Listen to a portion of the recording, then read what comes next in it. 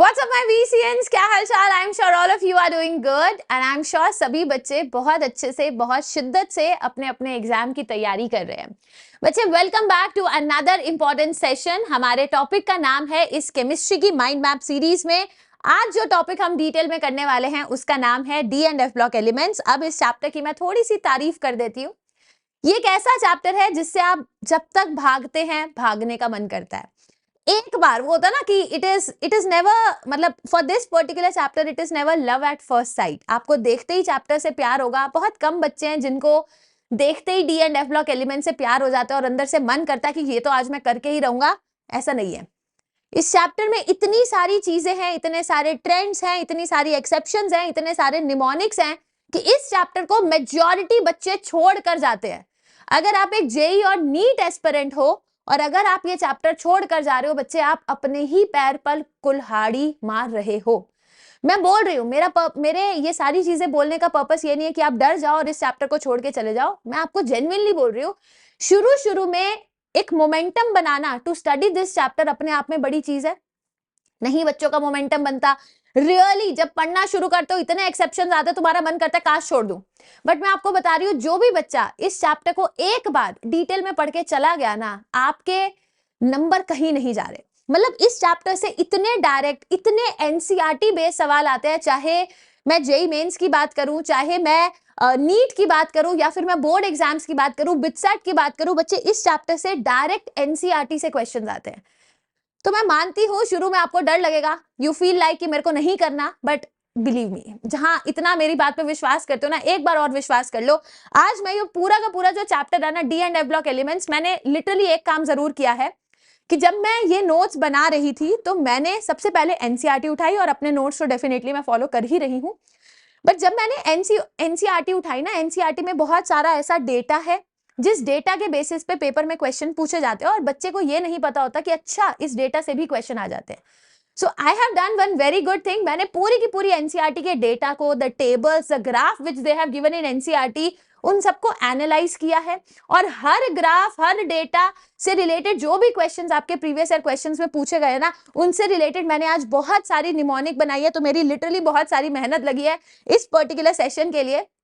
तो इस सेशन को शुरू से लेके अंत तक सभी बच्चे जरूर देखेंगे। एंड अपने एक्सपीरियंस से मैं इतना जरूर कह सकती हूँ कि जितनी भी चीजें आज मैं इस माइंड मैप में आपको सिखाऊंगी, 1-1.25 घंटा, 1.5 घंटा, जितना भी हमें टाइम लगेगा to complete this mind map वाला डिस्कशन, उसके बाद आपको लिटरली लगेगा कि अब ये 4 नंबर मेरे कहीं नहीं गए, ये D and F block elements मैंने मुट्ठी में कर लिया। ठीक है, सो वो मुझे कॉन्फिडेंस है अपने ऊपर, अपने कंटेंट के ऊपर। बस आप मेरे साथ मेहनत करेंगे, प्रॉमिस करो कि मैं शुरू से लेके अंत तक जितना आप सिखाओगे, भले तुम्हें सैचुरेशन आए, बंद नहीं करना वीडियो। अंदर से लगेगा, हर डब्बा कंप्लीट होने के बाद लगेगा कि अरे मैम बस करो यार, टू मच हो रहा है, हमें नहीं पढ़ना, हमें नहीं इतनी सारी निमोनिक्स याद करनी। बिलीव मी, तुम्हारे भले के लिए है। तुम जिस एग्जाम की तैयारी कर रहे हो उस एग्जाम में ये चैप्टर बहुत इंपॉर्टेंट है। And after the reduction of syllabus ये चैप्टर की वेटेज और ज्यादा बढ़ चुकी है। सो गिव अप नहीं करना, क्रिब नहीं करना, बीच में कचकच नहीं करनी है, बट जितना मैम सिखा रही है उतना करते चले जाना है। मेरे साथ दोगे, आई प्रॉमिस यू, इस चैप्टर में जो भी सवाल पेपर में आएगा वो तुमसे बन जाएगा। बस तुम्हें मेरा साथ देना है। एक रफ नोटबुक ले लो या एक A4 साइज का पन्ना ले लो, जो भी मैं बोलूंगी लिख लिख कर प्रैक्टिस करोगे। अगर मैं बोलूंगी एक बार निमोनिक तो तुम्हें एक बार बोलनी है, मैं बोलूंगी 4 बार बोलो तो 4 बार बोलनी है। थोड़ा सा मैम के रूल में अब काम कर लो, फायदा मिल जाएगा। ठीक है, चलिए, so let's get started with the chapter D and F block elements, chemistry mind map series. सबसे पहला डब्बा जो हमने उठाया है बच्चे वो है ट्रांजिशन एलिमेंट्स। आपको याद है, अगर आपने पीरियोडिक टेबल को एक बार आंखें बंद करके विजुअलाइज करो, लेफ्ट हैंड साइड पे एस ब्लॉक एलिमेंट्स होते हैं, राइट हैंड साइड पे पी ब्लॉक एलिमेंट्स होते हैं। S block elements generally metallic nature के होते हैं, P block elements generally non metallic nature के होते हैं, और बीच में कहीं डी ब्लॉक एलिमेंट्स घुसे होते हैं। तो पहले जमाने में ऐसा बोला गया कि जो डी ब्लॉक एलिमेंट्स हैं, they are showing a transition, they are showing a transition from the metallic to the non metallic character, and hence उनका नाम क्या रख दिया, ट्रांजिशन एलिमेंट्स। बट ये डेफिनेशन डिस्कार्ड हो गई, आउटडेटेड हो गई, और नई डेफिनेशन पर हम आए।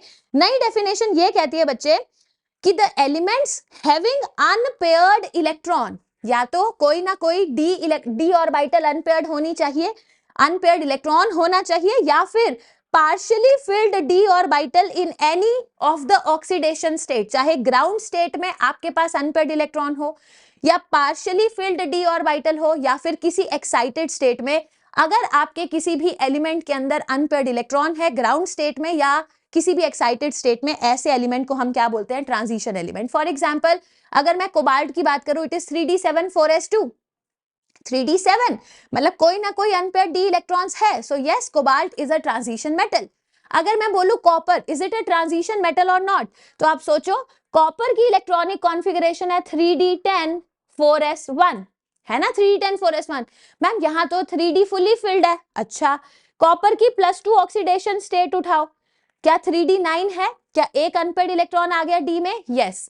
तो चाहे ग्राउंड स्टेट में चाहे किसी एक्साइटेड स्टेट में, अगर आपके पास कोई पार्शियली फिल्ड डी ऑर्बिटल है, उस एलिमेंट को हम ट्रांजिशन एलिमेंट, ट्रांजिशन मेटल बोल सकते हैं। बट इस दायरे में हम कभी भी जिंक को, कैडमियम को और मर्क्यूरी को नहीं रखेंगे, क्योंकि जिंक, कैडमियम, मर्क्यूरी के अंदर it is always D10 electronic configuration. अगर इनका कोई भी और एक्साइटेड स्टेट ले लेते हो, जनरली ये Zn2+, कैडमियम 2+, Hg2+ की फॉर्म में एग्जिस्ट करेंगे। इवन इनकी किसी भी और ऑक्सीडेशन स्टेट में, किसी भी और एक्साइटेड स्टेट में भी there is never ever partially filled D orbital, and hence जो हमारे जिंक, कैडमियम, मर्क्यूरी हैं वो डी ब्लॉक के एलिमेंट्स के पार्ट हैं, but they will not be called as transition element। हालांकि जितनी भी इनकी प्रॉपर्टीज हम पढ़ेंगे, we will study them with the transition elements, but ये transition elements हैं नहीं। ठीक है, सो पहला डब्बा सभी को क्लियर हो चुका है। अब हम अपने दूसरे डब्बे की ओर प्रोसीड करते हैं। दूसरा डब्बा मोस्ट इंपॉर्टेंट है। इसका हिंट बच्चे मैंने आपको पीरियोडिक क्लासिफिकेशन ऑफ एलिमेंट्स में दिया था, आज इसको दोबारा डिटेल में समझाती हूँ, ध्यान से देखिए बच्चे। ये जो हमारे एलिमेंट्स हैं, मैं 3D सीरीज के कॉरेस्पॉन्डिंग पहले बात करूंगी। सरस्वती तेरी वंदना करे मन, फिर क्यों नहीं कुछ जाने। इसको 3 हिस्सों में पढ़ाऊंगी, ध्यान से देखें बच्चे। जब मैं स्कैंडियम से क्रोमियम के टुवर्ड्स जाती हूँ, चलो आप मैंगनीज भी गिनना चाहो गिन लो, मतलब मैम आप ये कह रहे हो कि जब मैं स्कैंडियम से टाइटेनियम, वेनेडियम, क्रोमियम, मैंगनीज के टुवर्ड्स जा रहा हूँ, क्या आप मान रहे हो कि हमारे नंबर ऑफ अनपेयर्ड इलेक्ट्रॉन्स बढ़ रहे हैं? D1, D2, D3, D5, आपके नंबर ऑफ अनपेयर्ड इलेक्ट्रॉन्स बढ़ रहे हैं। नंबर ऑफ अनपेयर्ड इलेक्ट्रॉन्स बढ़ेंगे, मेटल मेटल के बीच में अट्रैक्शन बढ़ेगा। अगर मेटल मेटल के बीच में अट्रैक्शन बढ़ेगा तो साइज घटना चाहिए, सही बात है। एक और चीज बताती हूँ, जब आप लेफ्ट से राइट में जा रहे हैं, आपके डी इलेक्ट्रॉन्स बढ़ रहे हैं, and D electrons are the poor shielders of nuclear charge, जिसकी वजह से इफेक्टिव न्यूक्लियर चार्ज बढ़ेगा। इफेक्टिव न्यूक्लियर चार्ज बढ़ने से अट्रैक्शन बढ़ेगा एंड हेंस साइज घटेगा।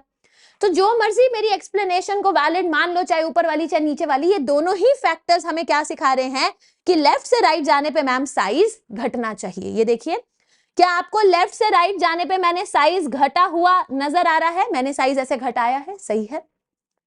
ये क्या है मैम, ऊपर क्या लटका दिया इसको? अभी बताऊंगी, आगे देखो बच्चे। जैसे ही मैं आयन से कोबाल्ट से निकल की बात कर रही हूं, ध्यान से सुनना, आयन, कोबाल्ट, निकल की बात करूंगी, हमारे नंबर ऑफ अनपेयर्ड इलेक्ट्रॉन्स घट रहे हैं। 3d6, 3d7, 3d8 number of unpaired electrons घटेंगे, मेटल मेटल अट्रैक्शन घटेगी, तो साइज बढ़ना चाहिए, साइज बढ़ना चाहिए। बट हमारा इफेक्टिव न्यूक्लियर, डी इलेक्ट्रॉन्स तो कंटिन्यूअसली बढ़ रहे हैं, तो इफेक्टिव न्यूक्लियर चार्ज बढ़ रहा है, जिसकी वजह से साइज घटना चाहिए। ये क्या मजाक है, एक फैक्टर कह रहा है साइज को बढ़ाओ, एक फैक्टर कह रहा है साइज को घटाओ, दोनों नलीफाई हो जाते हैं। तो जब आप आयन से कोबाल्ट से निकल पर जाते हैं, तो देखो आपका साइज लगभग लगभग सेम रहता है, दिख रहा है, साइज लगभग लगभग सेम रहता है। आगे देखो बच्चे, जब मैं कॉपर से जिंक के टुवर्ड्स गई, अभी भी आपके डी इलेक्ट्रॉन्स बढ़े, इफेक्टिव न्यूक्लियर चार्ज बढ़ा, साइज घटना चाहिए था। बट अब आपके पास एक भी अनपेयर्ड इलेक्ट्रॉन नहीं है, जिसकी वजह से मेटल मेटल अट्रैक्शन का कोई काम है नहीं, साइज तेजी से बढ़ जाता है, और ये वाला फैक्टर किसी दूसरे फैक्टर को ओवरपावर कर जाएगा। जो इफेक्टिव न्यूक्लियर चार्ज बढ़ने की वजह से साइज घटना चाहिए, अब साइज घटता नहीं है, साइज में तेजी से इंक्रीमेंट होता है। क्या आपको एक बोट बनती हुई नजर आ रही है? ये देखो बोट, यहां तुम हो, यहां कोई और है, और तुम बोटिंग करने गए हो नदी के किनारे, नदी में मतलब समझ गए हो। तो जब भी 3D series, 4D series, 5D series का ग्राफ आएगा, आप याद रखेंगे हैशटैग बोट ग्राफ। लिखो चैट्स में, लिखो कमेंट्स में, लिखो अपने नोट्स में, बोट ग्राफ किसके लिए है? बोट ग्राफ है 3D, 4D, 5D सीरीज के एटॉमिक साइज, मेटेलिक साइज के लिए। किसके लिए? Boat graph is for 3D, 4D, 5D। ये देखो 3D का ग्राफ ऐसे, 4D का भी ऐसे, 5D का भी ऐसे, सभी का ग्राफ ये बोट की तरह नजर आएगा। क्या है, किस चीज का ग्राफ है? एटॉमिक रेडियस का। याद हो गया? अब ये क्या कर रहे थे, मैंगनीज को ऊपर क्यों करा? According to NCERT and NCERT का डेटा, मैंगनीज का ना सॉलिड स्टेट स्ट्रक्चर टिपिकल होता है। टिपिकल मतलब अजीबो गरीब सा होता है। जैसे नॉर्मली किसी का एफसीसी है, सीसीपी है, बीसीसी है, मैंगनीज का जो सॉलिड स्टेट स्ट्रक्चर है वो एक प्रॉपर तरीके से डिफाइंड ही नहीं हो पा रहा, जिसकी वजह से उसके मेटेलिक रेडियस को समझने में हमेशा कुछ ना कुछ गड़बड़ होती है, जिसकी वजह से मैंगनीज का साइज बढ़ जाता है। जो घटता घटता घटना चाहिए था, पहले घटा फिर सेम रहा फिर बढ़ा, ऐसे होना चाहिए ना। बट अब देखा गया कि मैंगनीज और जिंक का जो एटॉमिक साइज है, जो मेटेलिक रेडियस है, वो लगभग लगभग क्या आ रहा है, बराबर।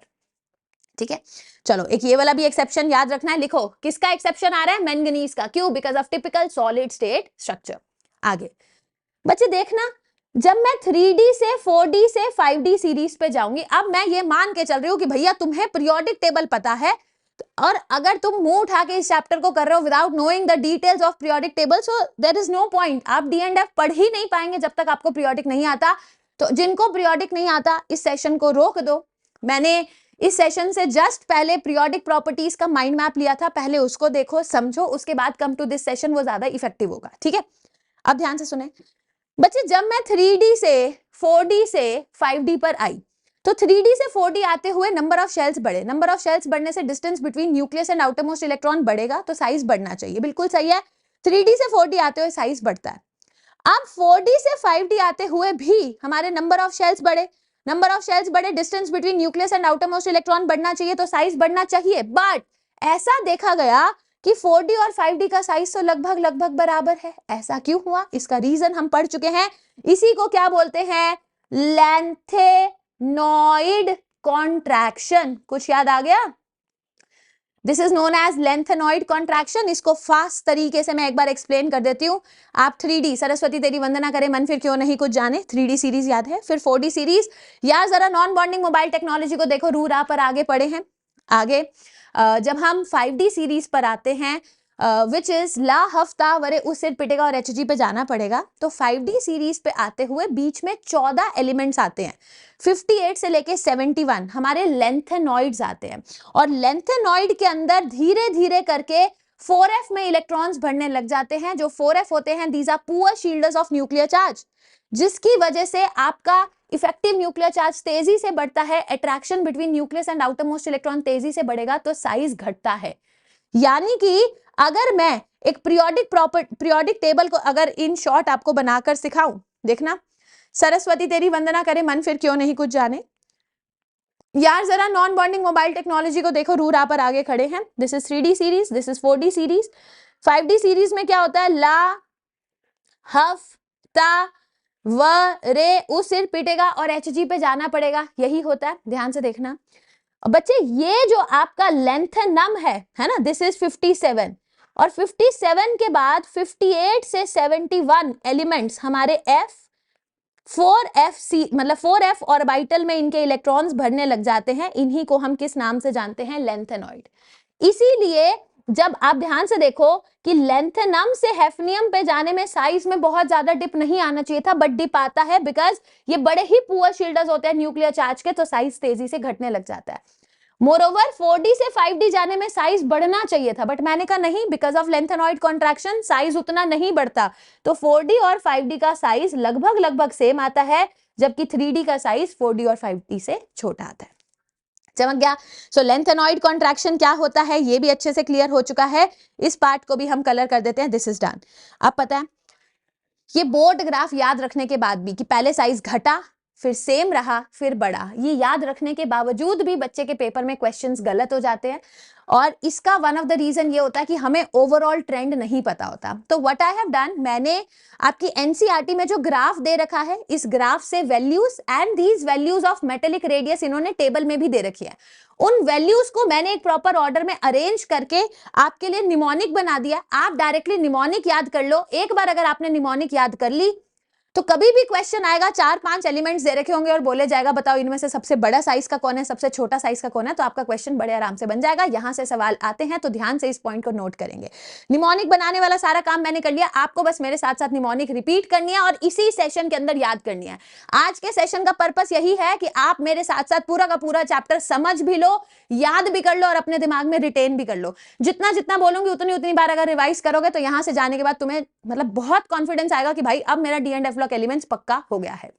देखिए सबसे बड़ा साइज है स्कैंडियम का, फिर आएगा टाइटेनियम का, फिर ये जो मैंगनीज और जिंक हैं इनके लगभग लगभग बराबर हैं, फिर वेनेडियम का, फिर क्रोमियम का, फिर यहां कॉपर का, देन आयरन कोबाल्ट निकल का लगभग लगभग बराबर। ठीक है, ये कैसे याद रखेंगे? ये देखो ट्रिक, बढ़िया सी ट्रिक बनाई है मैंने। ये देखो सारे टपरी ज्यादा मस्ती वस्ती करते हैं, स्कैंडियम टाइटेनियम ज्यादा मस्ती वस्ती करते हैं, सारे के सारे टपरी लोग ना ज्यादा मस्ती वस्ती करते हैं क्योंकि क्योंकि फालतू कॉमेडी नहीं है, क्योंकि फालतू कॉमेडी नहीं है। लिखें जरा, सारे टपरी ज्यादा मस्ती वस्ती करते हैं क्योंकि ज्यादा कॉमेडी नहीं है।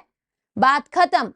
सारे टपरी ज्यादा मस्ती वस्ती करते हैं क्योंकि फालतू कॉमेडी नहीं है। दोबारा देख लो, सारे टपरी ज्यादा मस्ती वस्ती करते हैं क्योंकि फालतू कॉमेडी नहीं है। चमक गया? बस 4 बार रिपीट करो। क्या है मैम? हम बोट ग्राफ की सीरीज लर्न कर रहे हैं। क्या सीरीज है? सारे टपरी मस्ती वस्ती करते हैं क्योंकि फालतू कॉमेडी नहीं है। सारे टपरी ज्यादा मस्ती वस्ती करते हैं क्योंकि फालतू कॉमेडी नहीं है। सारे टपरी ज्यादा मस्ती वस्ती करते हैं क्योंकि फालतू कॉमेडी नहीं है। 3 बार मेरे साथ बोलोगे ऑटोमेटिकली याद हो जाएगा। क्या सुनाई दे रहा? जोर से बोलो। सारे टपरी ज्यादा मस्ती वस्ती करते हैं क्योंकि फालतू कॉमेडी नहीं है। चमक गया? सो कभी भी मेटेलिक रेडियस से सवाल आएगा, आपको टेंशन लेने की जरूरत नहीं है, आराम से आप मेटेलिक रेडियस का क्वेश्चन अच्छे से कर लेंगे। ठीक है, चलो अब ये थोड़ा सा आना चाहिए, ये हम स्ट्रक्चर ऑफ एटम चैप्टर में भी पढ़ते हैं, बट मैं आपको हिंट दे देती हूँ, ध्यान से देखते जाए। ये है हमारी 3D series, 4D series, 5D series. क्या है सीरीज? सरस्वती तेरी वंदना करे मन फिर क्यों नहीं कुछ जाने, यार जरा नॉन बॉन्डिंग मोबाइल टेक्नोलॉजी को देखो, रू रा पर आगे खड़े हैं, ला हफ्ता व रे उस ईर पिटेगा और HG पे जाना पड़ेगा, AC में बैठा रदरफोर्ड डूब गया सागर में, भाई हंस मत 10 रंगोलियां बना कोने में। हो गया पूरा 3D series, 4D series, 5D series, 6D series, सारा का सारा हमने यहां पर समझ लिया। अब मैम अगर इनके इलेक्ट्रॉनिक कॉन्फ़िगरेशन का ऑर्डर आ जाए बच्चे, अब मैं इतना मान के चल रही हूँ कि आपको Aufbau's principle, Hund's rule of maximum multiplicity, Pauli's exclusion principle, ये बेसिक चीजें आती हैं। You know what is the energy level of the orbital, पहले 1s भरेगा, फिर 2s, फिर 2p, फिर 3s, फिर 3p एंड सो ऑन, ये आपको आना चाहिए। ठीक है, अब मैं आपको एक निमोनिक बता रही हूँ। वंस अगेन अनदर निमोनिक आपके सामने है, सामने देखिए, मोटी। ये देखना, किसी की हम बॉडी शेम नहीं कर रहे हैं, कोई नाम है एक लड़की का या लड़के का जिसका नाम मोती है, मोटी है, जो मर्जी बोलो। मोटी क्यों करेगी रूह राह पर आगे और पिटाई, रंगोली और नंबर बना। मोटी क्यों करेगी रूह राह पर आगे और पिटाई, रंगोली और नंबर बना। दोबारा बोल रही हूं, मोटी क्यों करेगी रूह राह पर आगे और पिटाई, रंगोली बना और नंबर बना। मोटी क्यों करेगी रूह राह पर आगे और पिटाई, रंगोली बना और नंबर बना। ये किस चीज की निमोनिक है? ध्यान से सुने। आपको पता है हमारे 3D, 4D, 5D सीरीज में, फिर 4F, 5F में बहुत सारे इलेक्ट्रॉनिक कॉन्फ़िगरेशन में एक्सेप्शंस है ना। अब मैं आपको ना सारे के सारे एलिमेंट्स की इलेक्ट्रॉनिक कॉन्फ़िगरेशन लिख के नहीं दिखा रही हूँ, इतनी वेली ना मैं हूं ना इतने वेले तुम हो कि सारी की सारी लिखने बैठोगे। लिखनी नहीं है, 1 से लेके 118 तक हम लिख कर देखेंगे, नहीं लिख कर देखनी। आपको लिखनी आनी जरूर चाहिए कि कैसे भरते हैं, ऑर्डर क्या होता है फिलिंग का, मगर याद बस इतना रखना है, मोटी क्यों करेगी रूह राह पर आगे और पिटाई, रंगोली और नंबर बनाओ। इसमें क्या होता है, इसमें बस ये रखना है, जैसे क्रोमियम की इलेक्ट्रॉनिक कॉन्फ़िगरेशन होनी चाहिए 3D4 4s2, मगर इसमें एक इलेक्ट्रॉन की हेरा फेरी कर दो, आंसर आ जाएगा 3D5 4s1। मतलब इन सभी में, ये सारे के सारे जितने भी 3D, 4D, 5D सीरीज के एलिमेंट्स है, सब में एक इलेक्ट्रॉन की आप हेरा फेरी कर दो, और एक हमारे पास नया मॉलिक्यूल है जिसको हम बोलते हैं पैलेडियम। इस पैलेडियम में 2 इलेक्ट्रॉन की हेरा फेरी करनी है, बाकी सभी में 1 इलेक्ट्रॉन की हेरा फेरी, पैलेडियम में 2 इलेक्ट्रॉन की हेरा फेरी करनी है। आपके सारे के सारे एक्सेप्शंस ऑफ इलेक्ट्रॉनिक कॉन्फ़िगरेशन इस मोटी क्यों करेगी रूह राह पर आगे और पिटाई, रंगोली बना और नंबर बना ट्रिक से खत्म हो गए। और कुछ सोचना ही नहीं है। अच्छा, जिन बच्चों के लिए ये सारा for the very first time है कि मैम हमें कुछ समझ नहीं आ रहा, आप बहुत तेज तेज पढ़ा रहे हो, बच्चे नीचे जेई ब्रीफ की वीडियो का डिस्क्रिप्शन में लिंक मैं डलवा दूंगी। The purpose of this video is कि हम पूरा का पूरा D and F block elements chapter कम से कम टाइम में अच्छे से पूरा का पूरा रिवाइज कर ले। So this video is basically for the revision of the entire chapter. But if you want to study the chapter for the very first time और आप बिल्कुल मेंस एडवांस हर चीज डिटेल में पढ़ना चाहते हो, तो मैंने जेई ब्रीफ में ये D and F block elements chapter कराया था, उसका लिंक डिस्क्रिप्शन में। एक बार वीडियो को देख लोगे तसल्ली मिलेगी कि भाई मजा आ गया, ठीक है। बट यहाँ पर we are the major focus is on the पूरी की पूरी रिवीजन, तो रिवीजन की स्पीड से ही पढ़ेंगे, अब जीरो से नहीं पढ़ सकते हैं, अदरवाइज इसका पर्पस खत्म हो जाएगा। चलिए, अगला जो टॉपिक है बच्चे वो है हमारा variable oxidation state. Variable oxidation state आपको पता है जितने भी हमारे डी ब्लॉक एलिमेंट्स होते हैं उनमें n-1d इलेक्ट्रॉन में और ns ऑर्बिटल के बीच में जो एनर्जी गैप होता है वो कम होता है, जिसकी वजह से बड़ी आसानी से ns इलेक्ट्रॉन्स को भी निकाला जा सकता है, n-1d इलेक्ट्रॉन्स को भी निकाला जा सकता है। इसीलिए जो डी ब्लॉक एलिमेंट्स होते हैं they show a variable oxidation state and this is one of the reason कि डी ब्लॉक एलिमेंट्स कैटलिस्ट की तरह भी बहुत अच्छे से बिहेव करते हैं, ठीक है। आप देखो इसको याद कैसे रखना है, ये पूरी टेबल है, this is the variable oxidation state की table which is given in NCERT. आपको इसको याद करना सिखाती हूँ। देखें बच्चे, स्कैंडियम केवल एक ही ऑक्सीडेशन स्टेट शो करेगा विच इज +3, क्योंकि स्कैंडियम इज 3d14s2, उसके 3 इलेक्ट्रॉन्स निकाले जा सकते हैं, it will show +3। Similarly zinc केवल एक ही ऑक्सीडेशन स्टेट शो करेगा विच इज +2। दोनों याद हो गए? अब ध्यान से देखना, कॉपर का भी मेरे ख्याल से सभी बच्चों को पता है, कॉपर या तो +1 या +2 की तरह एग्जिस्ट करता है, कॉपर +3 +4 की तरह तो एग्जिस्ट करता नहीं है। अब बाकियों का कैसे याद करेंगे, देखिए टाइटेनियम से स्टार्ट करते हैं, 2 3 4 2 3 4 5 2 3 4 5 6 2 3 4 5 6 7। Highest number of variable oxidation state कौन शो करता है? मैंगनीज। ये आपका प्रीवियस ईयर क्वेश्चन है। अब घटाते जाओ, अब इट इज 2 34 एंड 6, उसके बाद है जस्ट 2 3 4 2 3 4, बात खत्म। क्या था? दोबारा देखो, स्कैंडियम कितना है? +3, जिंक कितना है? +2, कॉपर है +1 +2। अब स्टार्ट करो, 2 34 2 3 4 5 2 3 4 5 6 2 3 4 5 6 7। उसके बाद 2 3 4 2 3 4 2 3 4 तो है ही है, बस एक ही सेपरेट आया विच इज आयन, जिसके अंदर +6 की ऑक्सीडेशन स्टेट भी आ जाती है। सो ये था वेरिएबल ऑक्सीडेशन स्टेट का डब्बा, which I am sure again is clear to everyone. अब छोटी छोटी और चीजें देखें, डेंसिटी का डेटा दे रखा है, ध्यान से करेंगे बच्चे। होता क्या है, जब मैं डी ब्लॉक एलिमेंट्स में 3D सीरीज की बात करती हूँ and when I go from left to right, left से राइट जाने से जनरली आपका क्या होता है कि साइज घटता चला जाता है, there is not a fix variation. अभी आपने देखा कि बोर्ड ग्राफ है, आपका मास बढ़ता जा रहा है because number of protons and electrons बढ़ते जा रहे हैं, मास बढ़ता जा रहा है, बट वॉल्यूम उतनी तेजी से नहीं बढ़ रहा है ना। तो होता क्या है, आपकी ओवरऑल जो डेंसिटी होती है वो बढ़ती चली जाती है। लेफ्ट से राइट जाओगे, साइज में बहुत ज्यादा वेरिएशन नहीं आ रहा, बट मास अच्छे से बढ़ता जा रहा है। सो लेफ्ट से राइट जाने में डेंसिटी तेजी से बढ़ती है, बट होना क्या चाहिए? सरस्वती तेरी वंदना करे मन, फिर क्यों नहीं कुछ जाने। जिंक सबसे आगे आना चाहिए ना, सरस्वती तेरी वंदना करे मन, फिर क्यों नहीं कुछ जाने, जिंक यहाँ आना चाहिए। बट केवल एक ही एक्सेप्शन देखने को मिला कि जिंक है ना वो कहीं यहां पर बीच में आके गिर जाता है। अगेन इसका रट्टा मारने की जरूरत नहीं है कि कहां आके गिरता है, बस इतना याद रखना चाहिए कि जिंक की डेंसिटी जितनी हमने सोची थी उतनी होती नहीं है। और इसका रीजन आप ऑलरेडी कर चुके हैं कि जिंक के अंदर it is 3d10 4s2, there are no unpaired electron. जब जिंक के अंदर कोई अनपेयर्ड इलेक्ट्रॉन है ही नहीं, so there is no kind of unpaired electron है ही नहीं, तो मेटल मेटल अट्रैक्शन है नहीं, जिसकी वजह से साइज इसका बढ़ गया एंड हेंस इसकी डेंसिटी घट गई है। चमक गया। सो डेंसिटी वाला ट्रेंड भी मैंने आपको सिखा दिया है। ये ट्रेंड कहीं पर एनसीईआरटी में डायरेक्टली गिवन नहीं है, they all are given in a table. NCERT में टेबल दे रखे, उस टेबल से मैंने सारा डेटा एक्सट्रैक्ट करा है, ट्रेंड की फॉर्म में लगाया है, सो दैट मैं आपको समझा सकूं। ठीक है, तो ध्यान से, अच्छा मेरी मेहनत को बर्बाद नहीं करेंगे, ठीक है, ध्यान से इन चीजों को यूटिलाइज करेंगे, समझेंगे, सो दैट अगर यहां से क्वेश्चन आए तो गड़बड़ घोटाला हम पेपर में ना कर कराए। आगे, Now there are certain facts. Once you read NCERT, आपको कुछ कुछ फैक्ट्स देखने को मिलेंगे, उन फैक्ट्स को एक एक करके एक्सप्लेन करती हूँ। बच्चे, कॉपर का जो +1 ऑक्सीडेशन स्टेट है, अभी आपने सीखा कि कॉपर +1 +2 दोनों में मतलब एग्जिबिट कर सकता है, मगर कॉपर का +1 ऑक्सीडेशन स्टेट केवल सॉलिड स्टेट में ही स्टेबल है। जब आप कॉपर +1 को एक्वस सॉल्यूशन में लेते हैं तो वो टूट जाता है, वो डिस्प्रपोर्शनेशन शो करता है, मतलब अपने से नीचे चला जाता है 0 में, अपने से ऊपर चला जाता है +2 में।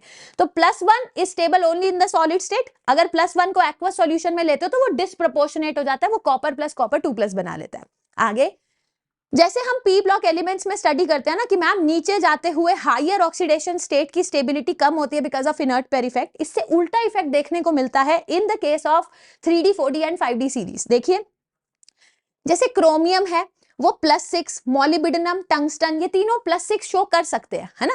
मगर ये जो मॉलिब्डेनम और टंगस्टन का +6 है ये काफी स्टेबल है, जबकि क्रोमियम का +6 उतना स्टेबल नहीं है। जबकि पी ब्लॉक एलिमेंट्स में क्या होता था, नीचे जाएंगे हायर ऑक्सीडेशन स्टेज की स्टेबिलिटी कम हो जाती थी, यहाँ उल्टा देखने को मिला, नीचे जा रहे हो हायर ऑक्सीडेशन स्टेट की स्टेबिलिटी बढ़ रही है। इसीलिए आपने पढ़ रखा है कि क्रोमियम का +6 वाले जितने भी कंपाउंड हैं जैसे Cr2O7 it's a good oxidising agent, जबकि मॉलिब्डेनम के, टंगस्टन के +6 वाले जो कंपाउंड्स है they are not good oxidizing agents, because नीचे जाते हुए मॉलिब्डेनम, टंगस्टन कहते हैं कि भाई हम +6 में खुश हैं, हमें अपनी रिडक्शन नहीं करनी है, दूसरे की ऑक्सीडेशन नहीं करनी है, will not behave as a good oxidising agent. समझ गया? एनसीईआरटी की लाइंस हैं, ध्यान से करेंगे। आगे देखिए एक और लाइन में आपको समझाती हूँ। देखो ये गिवन है कि कॉपर +1 डिस्प्रोपोर्शनेट हो जाता है कॉपर में और कॉपर +2 में। क्या रीजन है कि कॉपर +1 उतना स्टेबल नहीं है जितना कॉपर +2 स्टेबल है।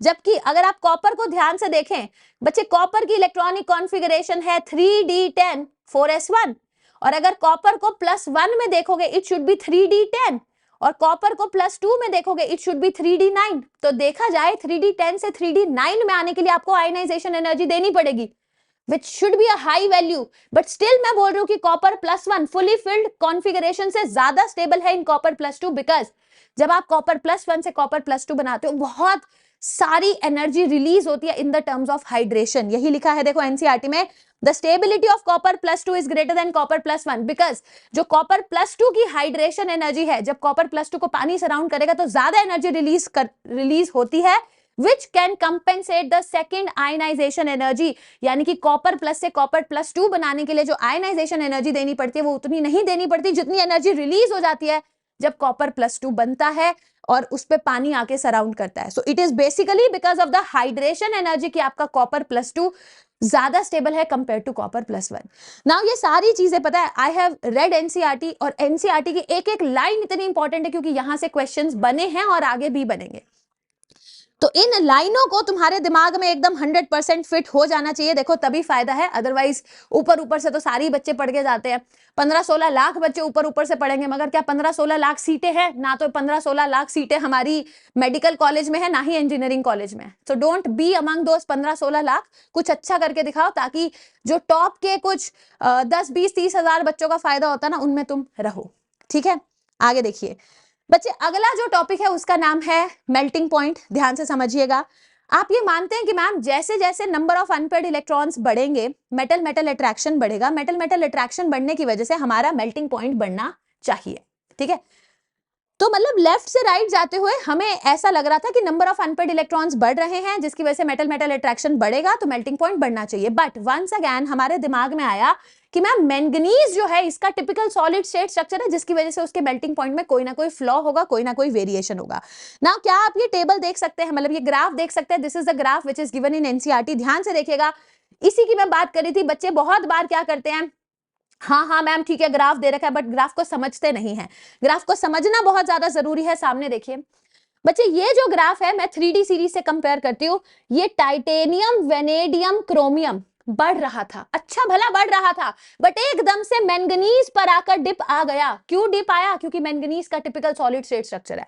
सो मैंगनीज का यहां होना चाहिए था, मतलब कहीं होना चाहिए था, बट उसका डिप आ गया। उसके बाद देखिए आयरन, कोबाल्ट, निकल, और यहां आएगा कॉपर और फिर आएगा जिंक। यानी कि आपको ये डिप याद रखना है। हाईएस्ट, अगर 3D सीरीज में हाईएस्ट पूछो तो किसका है? क्रोमियम का। और डिप कहां पर है? मैंगनीज पर। डिप कहां पर है? मैंगनीज पर। जब आप 3D से 4D में जाते हैं, क्या आपको दिख रहा है ग्राफ ऊपर है? हर 4D वाले का जो मेल्टिंग पॉइंट है वो 3D वाले से ज्यादा नजर आ रहा है। अगेन क्रोमियम के ऊपर क्या था, मतलब क्रोमियम के नीचे क्या आता है? मॉलिब्डेनम। तो क्रोमियम से ज्यादा मेल्टिंग पॉइंट किसका होगा? मॉलिब्डेनम का। वंस अगेन ये जो टेक्नीशियम है इसका मेल्टिंग पॉइंट में डिप आया, सेम लॉजिक है। मगर 5D सीरीज में एज सच कोई इतना मेजर डिप देखने को नहीं मिलता। तो आपसे अगर पूछा जाता है, वो पूछेगा बताओ 3D सीरीज में हाईएस्ट किसका, 4D सीरीज में हाईएस्ट किसका, 5D सीरीज में हाईएस्ट किसका, तो आप ऐसे याद रखेंगे, ध्यान से सुनेंगे। यहां पर है कुरकुरे मोमोज वाले या मोमोज वाले कुरकुरे, कुरकुरे मोमोज वाले। वो होता है ना आजकल कुरकुरे, कुरकुरे मोमोज वाले बोल दिया मैंने, मतलब मोमोज वाले कुरकुरे, आजकल कुरकुरे के बड़े मतलब कुरकुरे वाले मोमोज, ठीक है, कुरकुरे वाले मोमोज, तुम समझ गए ना, कुरकुरे वाले मोमोज, तो कुछ ऐसे से याद रख सकते हो। आजकल बड़े मोमोज की भी वैरायटी होती है ना, स्टीम मोमोज होते हैं, फिर वेज होते हैं, फिर नॉन वेज होते हैं, फिर पनीर होते हैं, फिर चिकन मोमोज होते हैं, फिर वो कुछ स्टीम्ड होते हैं, कुछ मियोनीज वाले मोमोज होते हैं, कुछ फ्राइड होते हैं, कुरकुरे प्लेटिंग वाले, पता नहीं क्या क्या होता है। तो तुम ऐसे याद रख सकते हो कि कुरकुरे मोमोज वाले या मोमोज वाले Kurkure. So these are the ones जिनका हाईएस्ट है, ठीक है, ध्यान से देखना।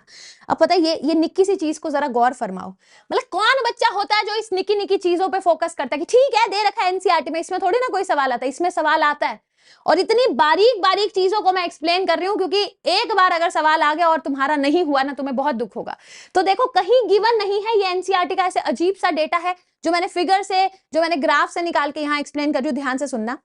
इतना समझ आता है कि मेल्टिंग पॉइंट 3D का कम है, फिर 4D का ज्यादा है और 5D का मेल्टिंग पॉइंट सबसे ज्यादा है। दिस इज परफेक्ट, हाँ मैम समझ आता है। अब ध्यान से देखो, अब यहां पर जो ये इसको तुम एक्सपैंड कर कर देखोगे, कॉपर, यहाँ गोल्ड, यहाँ सिल्वर, पता नहीं कैसे कैसे, ये सब हटा दूं क्या ताकि और अच्छे से तुम्हें दिखना शुरू हो जाए। ये देखो ये मैंने हटा दिया, अब यहां से तुम्हें अच्छे से दिख रहा है।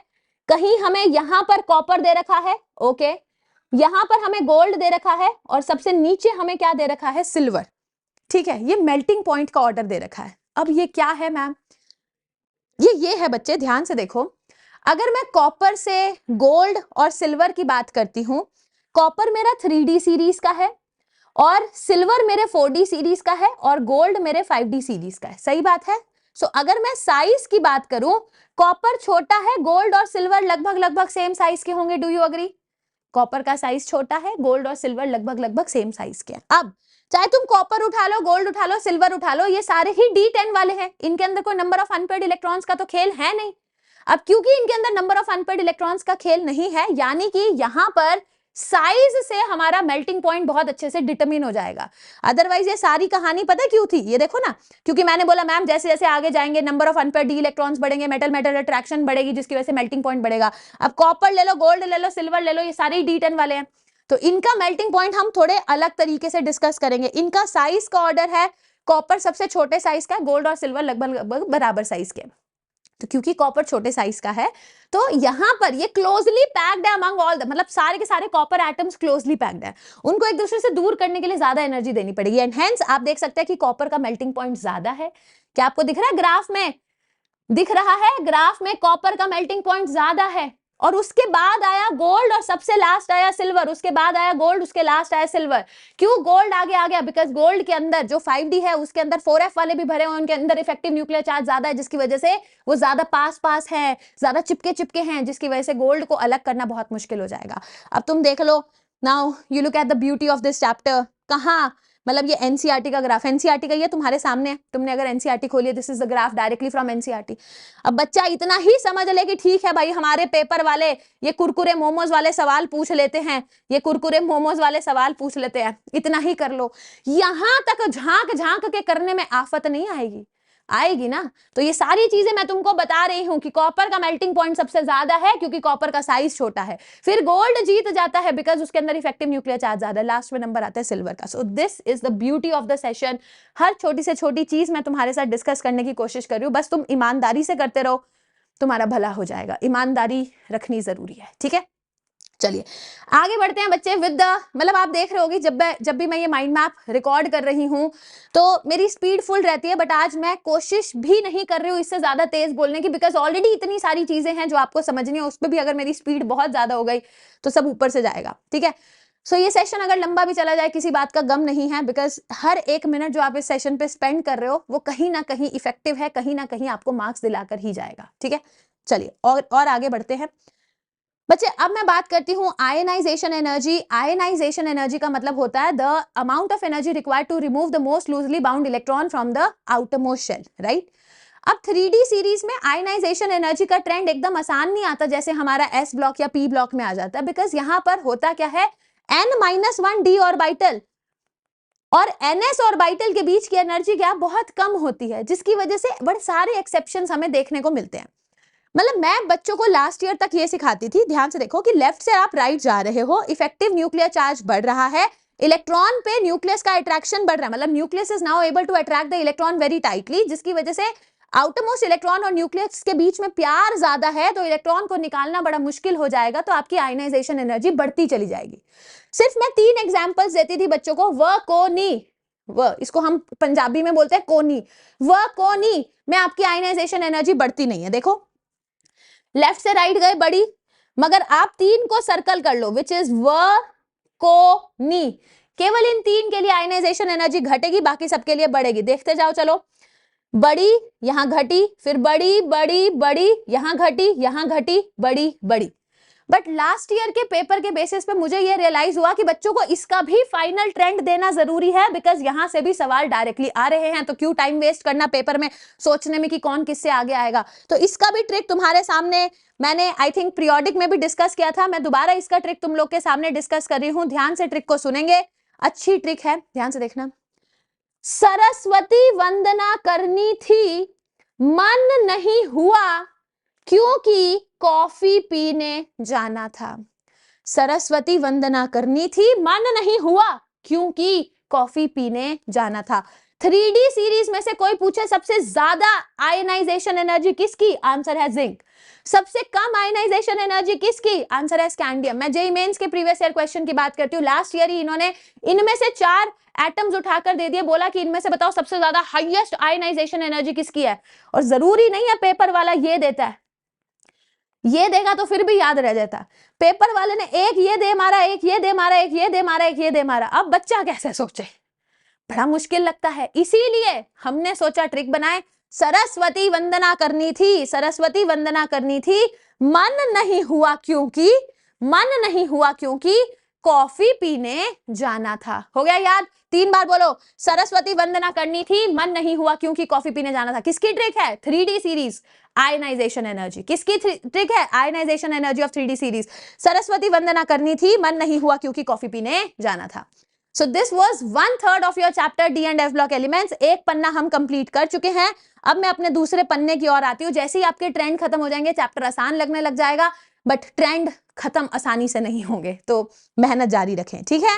चलिए, अभी मैंने आयनाइजेशन एनर्जी की बात करी, अब मैं एक अगले टॉपिक की बात करती हूँ बच्चे, जिसको बोलते हैं स्टैंडर्ड इलेक्ट्रोड पोटेंशियल। इसका क्या नाम है, स्टैंडर्ड इलेक्ट्रोड पोटेंशियल। वो दिया होता है ना, जैसे E0 जिंक से Zn2+ की वैल्यू, इसी को स्टैंडर्ड ऑक्सीडेशन पोटेंशियल, और अगर रिडक्शन की वैल्यू होती तो standard reduction potential.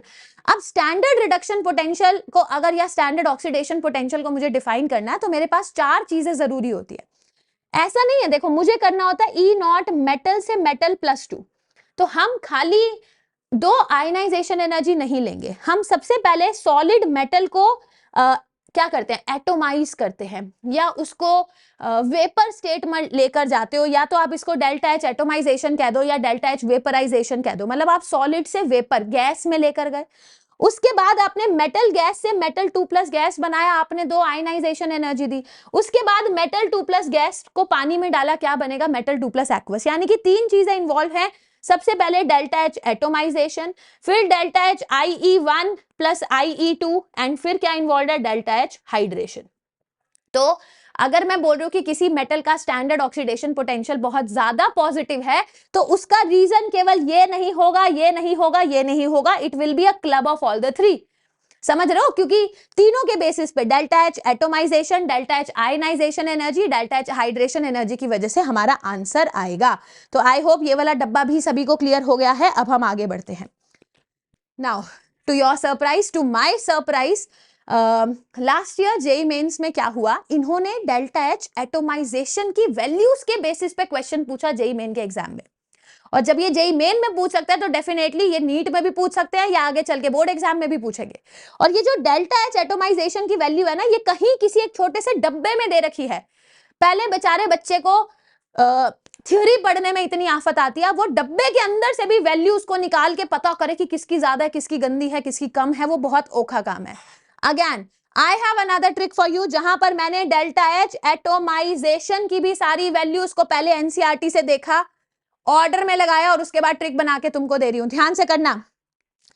Delta H atomisation zinc का सबसे कम होता है। अभी तक बच्चों को हम यही याद कराते हैं कि याद कर लो बच्चों, जिंक का कम होता है। जिंक का क्यों कम होता है? क्योंकि जिंक फुली फिल्ड होता है। फुली फिल्ड होने की वजह से उसके अंदर अनपेड इलेक्ट्रॉन्स है नहीं, जिसकी वजह से मेटल मेटल अट्रैक्शन है नहीं, जिसकी वजह से जब मेटल मेटल के बीच में अट्रैक्शन है नहीं तो डेफिनेटली उनको एटोमाइज करना, उनको गैसियस स्टेट में लेकर जाना आसान है। ठीक है, अब ऑर्डर बहुत इंपॉर्टेंट है, ध्यान से देखिए। जरूर मुझे कुछ करना है, फिर क्यों नहीं टीवी देख लूं? तुम्हारे ही मन की बात है। कई बार मन में आता ना, जरूर मुझे लाइफ में कुछ करना है, करते क्या है? इंस्टाग्राम पे रीले स्क्रॉल। ये देखिए, जरूर मुझे कुछ करना है, फिर क्यों नहीं टीवी देख लूं? ये किसका ट्रेंड है? ये है डेल्टा एच एटोमाइजेशन का ट्रेंड। जरूर मुझे कुछ करना है लाइफ में, जरूर मुझे कुछ करना है, फिर क्यों नहीं टीवी देख लूं? बच्चे अगर देखो, मैंने ये सारे के सारे निमोनिक्स बनाए, ठीक है, और वो टीचर के दिमाग से बनाए, मतलब ठीक है, टीचर ज्यादा नहीं सोच पाता, इतना ही हम सोच पाते हैं, मैंने निमोनिक बना के दे दिए। बट अगर कोई भी बच्चा है जो इससे बेटर निमोनिक बना सकता है, एंड डेफिनेटली मुझे पूरा विश्वास है कि जब बच्चे निमोनिक्स बनाते हैं तो बहुत अच्छी बनाते हैं। ठीक है, जैसे ये वाली जो निमोनिक थी, मैंने क्लास में कोई और निमोनिक बताई थी बच्चों को, ये वाली निमोनिक आयनाइजेशन एनर्जी वाली, ठीक है, मैंने क्लास में कोई और निमोनिक बताई थी, फिर उस बच्चे ने मेरी वाली निमोनिक को थोड़ा सा ट्विस्ट करके कह रहा मैम ये वाली रखो, ये ज्यादा अच्छी है, फिर मैंने वो पढ़ानी शुरू कर दी। तो ऐसे ही अगर आपके पास कोई और अच्छी निमोनिक है इससे इजी जो आप याद रख सकते हो, वो मुझे कमेंट्स में जरूर बता देना, सो दैट ठीक है, मैं अगले साल ये वाली और जो आप बताओगे वो वाली भी बच्चों को बताना शुरू कर दूंगी। निमोनिक देखो कोई ऐसा तो है नहीं कि मैंने बता दी तो मेरी ही है, ठीक है, वो चेंज होती रहती है। अब ये मैंने बनाई है, जरूर मुझे कुछ करना है, फिर क्यों नहीं टीवी देख लूं। आप इससे बेटर बना दो तो मुझे कमेंट्स में जरूर लिख देना, और नहीं बनाने में दिमाग लगाना, दैट्स ओके, हम दिमाग लगा चुके हैं। तुम बस याद करो, जरूर मुझे कुछ करना है, फिर क्यों नहीं टीवी देख लूं। जरूर मुझे कुछ करना है, फिर क्यों नहीं टीवी देख लूं। तुम बोलो, mic is over to you. जरूर मुझे कुछ करना है, फिर क्यों नहीं टीवी देख लूं। हो गई, डेल्टा एच एटोमाइजेशन की वैल्यू याद हो गई। अब कल को वो कोई भी चार उठा के दे दे, ये और पूछे हाईएस्ट डेल्टा एच एटोमाइजेशन किस में, वेनेडियम। क्यों है? Because number of unpaired electrons अच्छे खासे हैं, और जिसकी वजह से मेटल मेटल इंटरैक्शन बहुत अच्छी खासी है, जिसकी वजह से क्या कहते हैं, डेल्टा एच एटोमाइजेशन ज्यादा है। मैंगनीज की क्यों कम है? क्योंकि इसका टिपिकल सॉलिड स्टेट स्ट्रक्चर है, इसके दो लेयर्स के बीच में बहुत गैप होता है, जिसकी वजह से उनको तोड़ के गैसियस में लेके जाना आसान है। So once you know the order, explanation आप दे पाएंगे, but the problem is order ही नहीं पता होगा तो एक्सप्लेनेशन देना तो बहुत मुश्किल हो जाता है। ठीक है, ध्यान से देखिए बच्चे। नाउ हम इलेक्ट्रोड पोटेंशियल, स्टैंडर्ड ऑक्सीडेशन या स्टैंडर्ड रिडक्शन पोटेंशियल की डिस्कशन करेंगे। जो भी चीजें आपको याद रखनी है विद रिस्पेक्ट टू एनसीईआरटी वो मैं आपको सिखाती हूँ। बच्चे देखो, सभी की oxidation potential for 3D series I am talking, सभी की जो E0 मेटल से मेटल +2 की वैल्यू होती है वो पॉजिटिव होती है, except for copper. Copper Cu से Cu2 पॉजिटिव की वैल्यू क्या है? नेगेटिव। मतलब कॉपर 2 पॉजिटिव में खुशी खुशी रिएक्शन नहीं करता, जबकि Zn 2+ में चला जाता है, मैंगनीज 2+ में चला जाता है, निकल 2+ में चला जाता है, मगर कॉपर 2+ में जाएगा तो उसकी स्टैंडर्ड ऑक्सीडेशन पोटेंशियल की वैल्यू क्या है? नेगेटिव। क्यों नहीं जाता? सोचो, क्यों नहीं जाता? क्योंकि ये जो आपको यहां पर कम लग रही है ना डेल्टा एच एटोमाइजेशन, वो कम नहीं है। ये एनसीईआरटी का एग्जाम्पल है जो जेई और नीट के प्रीवियस ईयर क्वेश्चन में कितनी बार पूछा हुआ है, आप मुझे कमेंट्स में बताएं। बहुत बार ये सवाल इन्होंने पूछा है कि वाई द E0 वैल्यू, ये बोर्ड्स का सवाल है, why the E0 value of copper से copper 2 positive is negative. This is because आपको जब कॉपर सॉलिड से कॉपर गैस बनाना है, बहुत ज्यादा एंथैल्पी ऑफ एटोमाइजेशन देनी पड़ती है, बट उतनी हाइड्रेशन एनर्जी निकलती नहीं है, देनी ज्यादा पड़ रही है। ध्यान से देखिए, this is required, these are released energy. यहां रिक्वायर्ड बहुत ज्यादा है, रिलीज उतनी ज्यादा नहीं है, जिसकी वजह से कॉपर 2 पॉजिटिव का बनना उसके लिए जो ई नॉट वैल्यू है दैट इज नेगेटिव। आगे देखिए बच्चे, एनसीईआरटी भी ये कहती है कि मैंगनीज से मैंगनीज 2+ का बनना, जिंक से जिंक 2+ का बनना, निकल से निकल 2+ का बनना, इनकी जो इलेक्ट्रॉन पोटेंशियल वैल्यू तुमने सोची थी उससे ज्यादा पॉजिटिव आ रही है। लो और अच्छे सवाल कहां से आया? ये एनसीईआरटी की लाइंस हैं जिनको तुम पढ़ते हो और सो जाते हो। टीचर पढ़ता है तो सोता नहीं है, क्योंकि टीचर को लगता है यहां से सवाल आएगा, वो लाइंस मैंने यहां लिख दिया, इनको याद रखो। मैंगन सभी का पॉजिटिव है, कॉपर का नहीं है। क्यों नहीं है? बिकॉज मैम कॉपर की ना जो एटोमाइजेशन है वो बहुत ज्यादा है और हाइड्रेशन उतनी ज्यादा नहीं है। ठीक है, मैंगनीज से मैंगनीज 2+ बनना जितनी होनी चाहिए थी उससे ज्यादा ई नॉट वैल्यू है। Zn से Zn 2+ का बनना, निकल से निकल 2+ का बनना, इन सभी की values more than the ones which you expected. जबकि रीजन समझिए, देखो बच्चे मैंगनीज से मैंगनीज 2+ मैं कह रही हूं जल्दी से बन जाता है। क्यों बन जाता है? सोचो, क्योंकि मैंगनीज था 3D, मैंगनीज क्या था? मैंगनीज था 3D5 4s2। तो जैसे ही 4s2 निकाल दोगे तो अब वो हाफ फिल्ड इलेक्ट्रॉनिक कॉन्फ़िगरेशन में है ना? तो क्योंकि मैंगनीज +2 का half filled electronic configuration favourable है, वो फटाफट बनना चाहता है। Zn 2+ में जल्दी कन्वर्ट होना चाहता है। क्यों? क्योंकि जिंक का भी fully filled D10 electronic configuration है।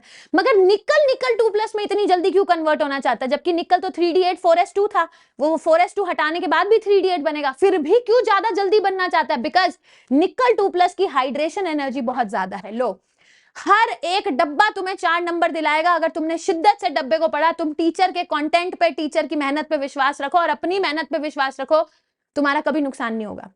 हर एक छोटा से छोटा डब्बा अपने आप में इतने अच्छे अच्छे सवाल। मतलब अब इस सेशन के बाद अगर किसी का मन करे ना कि मैं एक बार एनसीईआरटी पढ़ लूं, तुम एक बार एनसीईआरटी पढ़ के देखना, तुम्हें लिटरली लगेगा कि पूरी की पूरी एनसीईआरटी को मैम ने उठा के ना ये छोटे छोटे डब्बों में पैक कर दिया है। तो इन डब्बों की कदर करो, क्योंकि यहां से सवाल देखो बनेंगे ही बनेंगे। चमक गया है? सो इवन आई होप ये वाला जो टॉपिक है ये भी अच्छा है, सबको अच्छे से क्लियर हो गया है। अब ध्यान से देखिए, अभी मैंने मेटल से मेटल +2 की बात करी, अब मैं इलेक्ट्रॉन पोटेंशियल की बात करती हूं, मैं रिडक्शन पोटेंशियल की बात कर रही हूं फॉर मेटल +3 से मेटल +2। इसको भी याद करने का एक अच्छा तरीका है, देखो मैं आपको बताती हूँ। हमने लिख दिया सरस्वती तेरी वंदना करे, मन फिर क्यों नहीं कुछ जाने। ठीक है, सोचो, क्या जिंक का +3 एग्जिस्ट करता है? नहीं, तो डैश। कॉपर का +3 एग्जिस्ट करता है? नहीं, डैश। निकल का +3 एग्जिस्ट करता है? नहीं, डैश। स्कैंडियम का +2 एग्जिस्ट करता है? नहीं, डैश। तो डैश वालों को हमने अलग रख दिया। अब आपके पास कितने बच गए? Titanium, vanadium, chromium, manganese, iron, cobalt. 6 बच गए। 6 को आधों में तुम डिवाइड कर लो, डिवाइड कर लिया। ध्यान से देखो, we are talking about reduction potential. पहले 3 की रिडक्शन पोटेंशियल वैल्यू नेगेटिव है, बाद के 3 की रिडक्शन पोटेंशियल वैल्यू पॉजिटिव है। क्या बोला मैंने? पूरा लॉजिक क्लियर हो गया? सरस्वती तेरी वंदना करे, मन फिर क्यों नहीं कुछ जाने। स्कैंडियम को छोड़ देंगे, निकल, कॉपर, जिंक को छोड़ देंगे, टोटल बचे 6। 6 को बीच में से डिवाइड कर दो, यानी कि पहले 3 का रिडक्शन पोटेंशियल नेगेटिव है, बाद के 3 का रिडक्शन पोटेंशियल पॉजिटिव है। और उसमें भी एक नई ट्रिक सीखो, ये जो ग्राफ है ऐसे है, टिक टिक, यानी कि अगर मैं सिर्फ मैग्नीट्यूड्स को कंपेयर कर रही हूं, ध्यान से देखो, if I am comparing the magnitude, इसको प्लस प्लस प्लस कर देते हैं for time being. Titanium is 0.37, vanadium की कम है, क्रोमियम की सबसे ज्यादा है, मैंगनीज की 1.57, आयरन की 0.77, कोबाल्ट की 1.97। मतलब अगर इसमें भी तुम्हारा कंपैरिजन आ गया कि बताओ highest reduction potential manganese, iron और कोबाल्ट में से किसका है, तो आंसर है कोबाल्ट का। तुमको लग रहा होगा कि मैम आप टाइम पास कर रहे हो, आपके पास वेला टाइम था, आपने पूरी एनसीईआरटी के डेटा को उठाया, ऐसे सुंदर सुंदर ट्रिक्स बनाई। मेरे पास वेला टाइम नहीं था, नहीं था। ठीक है, ये सारी ट्रिकें, ये सारा लॉजिक इसीलिए बनाया गया क्योंकि ये लास्ट ईयर के प्रीवियस ईयर क्वेश्चंस में तुमको मिल जाएगा, बट तुम करते ही नहीं हो। तुम करो 200 PYQ, तुम्हें अपने आप पता चलेगा क्या क्या इंपॉर्टेंट है। बट अगर नहीं कर रहे हो तो एटलीस्ट जो टीचर कह रहा है वो करो।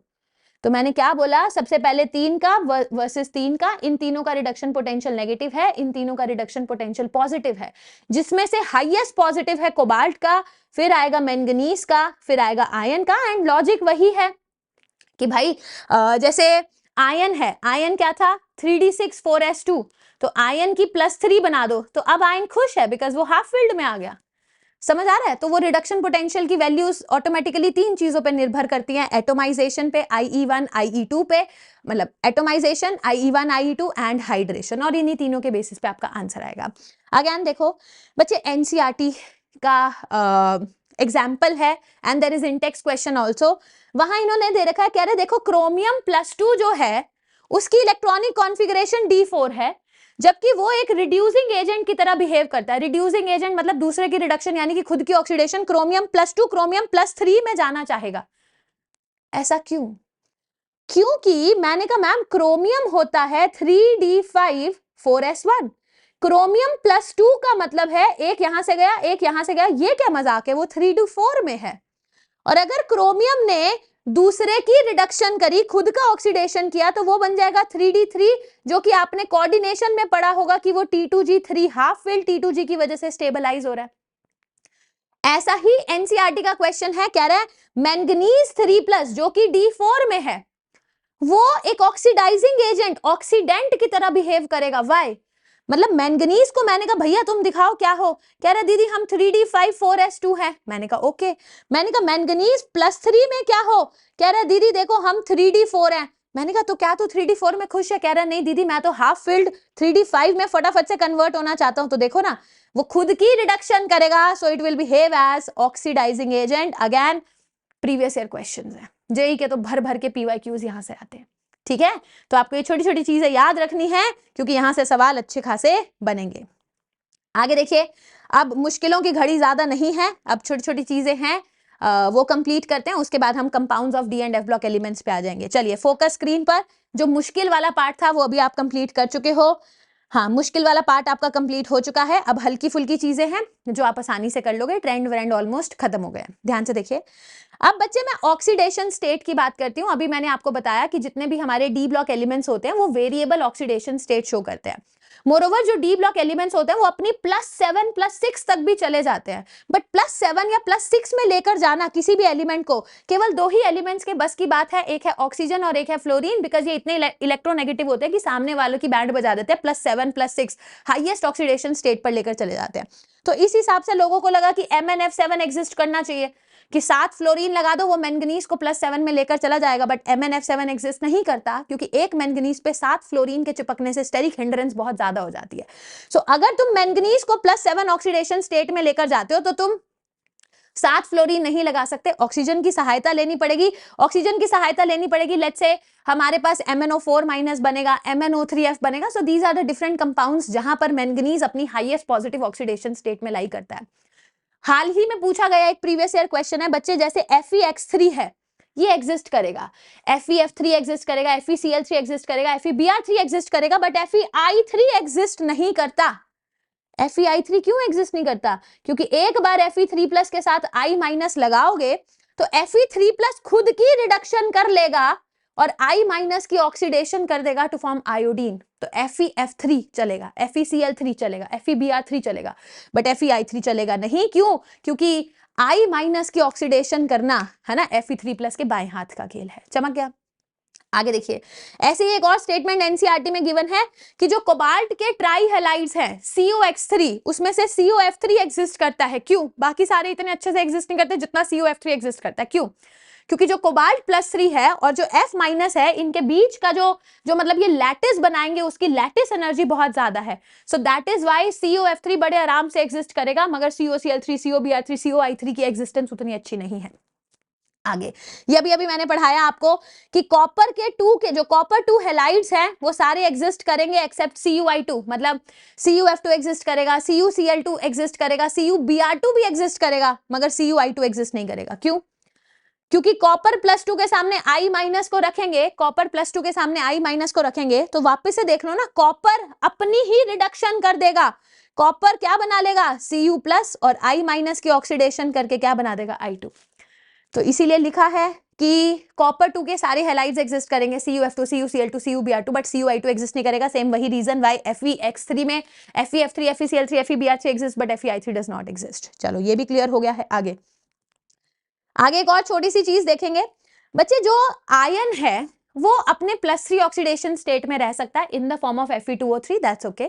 मगर मेरे हिसाब से ये वाली जो अगली लाइन दे रखी है वो बहुत इंपॉर्टेंट है कि जब इसको एल्कलाइन मीडियम में रखेंगे तो Fe exist in the form of FeO4 2-, X -8 is -2, ion अभी भी अपनी +6 की ऑक्सीडेशन स्टेट में है।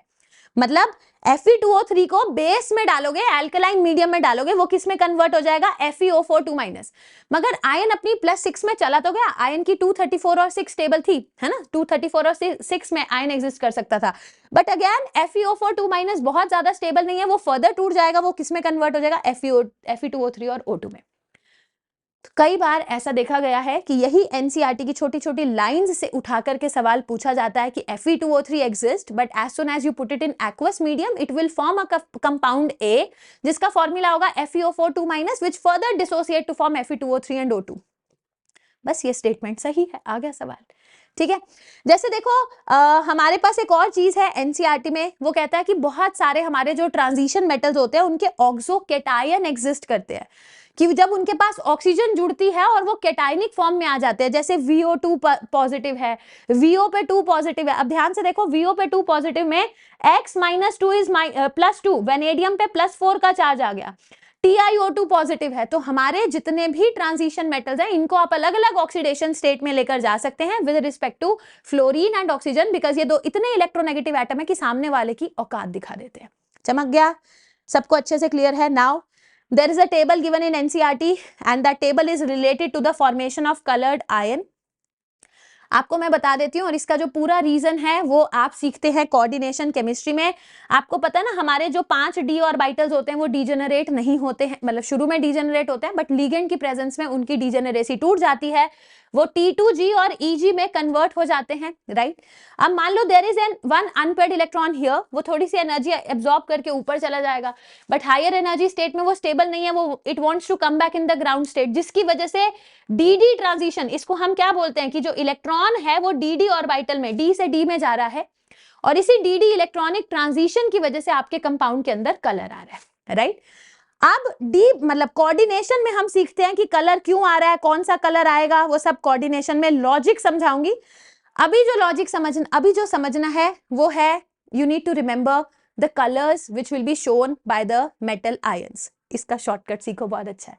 देखो बच्चे, D0 D10, मतलब अगर आपके पास कोई भी अनपेयर्ड इलेक्ट्रॉन है नहीं तो आपके मतलब जो आपका सेंट्रल मेटल आयन होगा वो कलरलेस होगा, जैसे scandium +3, titanium +4, zinc +2। Previous year questions करके देखना। नीट वाले बच्चे नीट के PYQs लगाएंगे, जेई वाले बच्चे जेई के PYQs लगाएंगे, बोर्ड्स के लिए जो बच्चे इस सेशन को फॉलो कर रहे हैं वो बोर्ड्स के PYQ मतलब प्रीवियस ईयर क्वेश्चंस लगाएंगे, CUET वाले बच्चे अपने एग्जाम के लगाएंगे।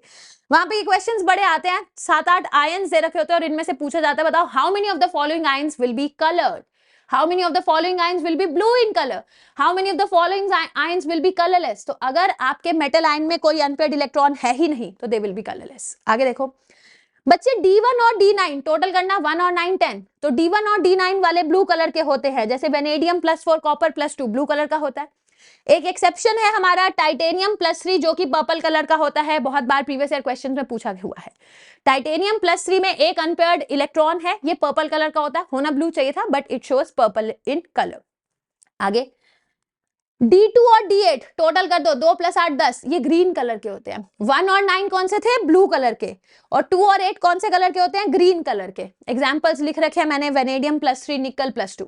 आगे अब ये वाला, ये शॉर्टकट सुनो, बहुत अच्छा है। देखो पता है संस्कृत में डॉगी को, कुत्ते को बोलते हैं कुक्कर, क्या बोलते हैं, कुक्कर। अब ऐसे करना नहीं चाहिए, मान लो होली पे किसी ने उस डॉगी को ब्लू कलर लगा दिया, ठीक है, तो हम क्या बोलेंगे कि वो जो कुकर है वो कौन से कलर का हो गया, ब्लू कलर का। यानी cooker copper 2+, chromium 2+, cooker copper 2+, chromium 2+ is blue in colour. चमका। आगे पता है, कोई मेरे से पूछे कि यार आपके मन को मैम कौन सा कलर भाता है, मैं कहती हूँ मेरे मन को पिंक कलर बहुत अच्छा लगता है। मेरे मन को Mn2+, कोबाल्ट 2+, कौन सा कलर अच्छा लगता है, पिंक कलर। मेरे मन को कौन सा कलर पसंद है, पिंक कलर। याद हो गया। पता है हमारे राजकोट में ऐसे जेनिल, फेनिल, ठीक है, और ऐसे बड़े सारे नाम होते हैं, ठीक है, मतलब बहुत सारे लोगों के ऐसे वाले नाम होते हैं, फेनिल, जेनिल, ठीक है, ऐसे बड़े सारे नाम हैं। तो ऐसे ही मान लो एक लड़का है हमारे घर के पास रहता है, उसका नाम है फेनिल, ठीक है, उसको ना कौन से कलर की शर्ट पसंद है, ग्रीन कलर की, तो लो मैंने कर लिया फेनिल Fe2+ Ni2+, इसको कौन से कलर की शर्ट पसंद है, ग्रीन कलर की, हो गया। मान लो मेरा कजन है, उसका नाम है फेनिल, हमने कहा तेरे को कौन से कलर की शर्ट चाहिए बर्थडे पे, कह रहा है ग्रीन कलर की, तो मैंने कहा Fe2+ और Nickel2+ ग्रीन कलर की। आपको ये पता है Fe3+ येलो कलर का होता है और क्रोमियम 3+ का एक नया कलर है वायलेट, तो टाइटेनियम +3 को भी पर्पल कह लो, क्रोमियम +3 को भी पर्पलिश वायलेट कह लो, तो ये दो एक्सेप्शंस की तरह याद कर लो, बाकी तो हो गया। D0 D10 वाले कलरलेस, D1 D9 वाले ब्लू, D2 D8 वाले ग्रीन, फिर कुकर ब्लू कलर का, ठीक है, वो डॉगी के ऊपर किसी ने ब्लू कलर लगा दिया। फिर मेरे मन को पिंक कलर पसंद है, मेरा एक कजन है फेनिल, उसको ग्रीन कलर की टी शर्ट पसंद है, तो ये भी हो गया Fe3+ येलो इन कलर और क्रोमियम 3+ वायलेट इन कलर, पूरा colour of transition metal ion सब कुछ कंप्लीट हो गया। ये एनसीईआरटी में कलर के नाम पे एक टॉपिक दे रखा है, वहां से किया। बच्चे अगला टॉपिक है छोटा सा मैग्नेटिक प्रॉपर्टीज, इसको आप पहले भी कर चुके हैं। Magnetic property will be given by √n+2 Bohr magneton. अगर आपके पास क्या कहते हैं, ये है आपका म्यू, मैग्नेटिक मतलब मैग्नेटिक मोमेंट हम निकालते हैं, which is mu is equal to √n+2 Bohr magneton, where Bohr magneton is the unit. और हम कहते हैं कि अगर नंबर ऑफ अनपेयर्ड इलेक्ट्रॉन 1 है तो आंसर आएगा 1 पॉइंट समथिंग, 1.732 बोर मैग्नेटोन। अगर नंबर ऑफ अनपेयर्ड इलेक्ट्रॉन 2 है तो 2 पॉइंट समथिंग। अगर नंबर ऑफ अनपेयर्ड इलेक्ट्रॉन 3 है तो आंसर कितना आता है, 3 point something. Number of unpaired electron 4 है तो आंसर आएगा 4 पॉइंट समथिंग। तो मान लो किसी क्वेश्चन में दे रखा है कि किसी भी कॉम्प्लेक्स का जो मैग्नेटिक मोमेंट है वो 5 पॉइंट समथिंग है, तो इसका मतलब आपके कॉम्प्लेक्स के अंदर नंबर ऑफ अनपेयर्ड इलेक्ट्रॉन्स कितने हैं, 5। तो मैग्नेटिक मोमेंट वाला भी सारा काम अच्छे से समझ गए हो। अब छोटी मोटी बातें कर लेते हैं, ठीक है, बातें अच्छी होती हैं, छोटी छोटी बातें हम करेंगे। अब हम टॉपिक पे आ जाते हैं, कैटलिस्ट। देखो जितने भी हमारे डी ब्लॉक मेटल्स होते हैं उनके पास एक वेरिएबल ऑक्सीडेशन स्टेट शो करने की टेंडेंसी होती है। मोरओवर जितने भी हमारे डी ब्लॉक एलिमेंट्स होते हैं इनके पास एक सरफेस एरिया जो होता है ना वो बहुत लार्ज होता है, जिसकी वजह से वो बाकी छोटे छोटे मॉलिक्यूल्स को अपने ऊपर बैठने की ऑर्डर दे देते हैं कि ठीक है यार तुम मेरे पे बैठने का, वो क्या कहते हैं, ऑर्डर तो नहीं, मतलब बैठने के लिए जगह प्रोवाइड कर देते हैं। सो दो रीजंस है, one because of large surface area, other because of variable oxidation state. हमारे बहुत सारे डी ब्लॉक एलिमेंट्स कैटलिस्ट की तरह बिहेव करते हैं। कुछ कैटलिस्ट यहाँ पर लिखे हैं, कुछ कैटलिस्ट मैं लास्ट में भी सिखाऊंगी, जैसे H2SO4 सल्फ्यूरिक एसिड के प्रिपरेशन का जो कॉन्टैक्ट प्रोसेस होता है वहां पे वेनेडियम पेंटाऑक्साइड V2O5 को एज अ कैटलिस्ट यूज करते हैं। Similarly Haber's process for the production of ammonia, वहां पर हम फाइनली डिवाइडेड निकल को यूज करते हैं एज कैटलिस्ट। इनकी डिटेल्स नहीं करनी है हमें, वो सरफेस केमिस्ट्री चैप्टर में है, that's a different chapter, but हाँ यहाँ कुछ कुछ हिंट आपको पता होना चाहिए। अगला जो टॉपिक है बच्चे उसका नाम है इंटरस्टिशियल कंपाउंड्स। होता क्या है, जितने भी हमारे ट्रांजिशन मेटल्स होते हैं उनके अंदर ना छोटी छोटी जगहें होती है। जैसे फॉर एग्जाम्पल ये मेरा हाथ है, मैंने हाथ बंद कर लिया, ये मुट्ठी हो गई मेरी, ये फिस्ट हो गया। ये पानी की बॉटल का ढक्कन, अच्छा ये ग्रीन कलर का तो दिख नहीं रहा, ठीक है, अरे रे मान लो ये इयरिंग है, मैंने पहन रखा है, ठीक है, ये इयरिंग है, तुम्हें दिखा, ये तो दिख रहा है, ये दिख रहा है, ये इयरिंग है मेरे हाथ में, ठीक है। अब मैंने क्या किया, इस हाथ में ये इयरिंग रख दिया और मुट्ठी बंद कर ली। क्या तुम्हें मेरे हाथ का वॉल्यूम ज्यादा नजर आ रहा है? नहीं, मतलब मेरे हाथ में कोई ना कोई ऐसी खाली जगह थी, इस खाली जगह को बोलते हैं इंटरस्टिशियस, जिसमें आकर के हमने छोटे छोटे, अब मैं बहुत बड़े से चीज को, इस रिमोट को कहूं कि यहाँ पे चिपक जाए तो वो नहीं चिपकेगा ना, मतलब इस इंटरस्टिशियस में लाई करने वाली चीज छोटी साइज की होनी चाहिए। तो ऐसे ही हमारे जो डी ब्लॉक एलिमेंट्स होते हैं वो क्या शो करते हैं, they show interstitial compound. Interstitial compound का मतलब है कि जो छोटे छोटे स्पीशीज होते हैं, जैसे हाइड्रोजन हो गया, वो आकर के उनके इंटरस्टिशियस में, उनके वॉइड्स में घुस जाता है।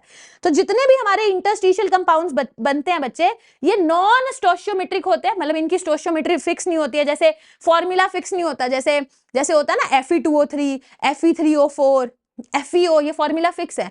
यहाँ पर है Fe3H, VH 0.56, 1.37, तो अजीब सा फॉर्मूला होता है। These are non stoichiometric hydrides.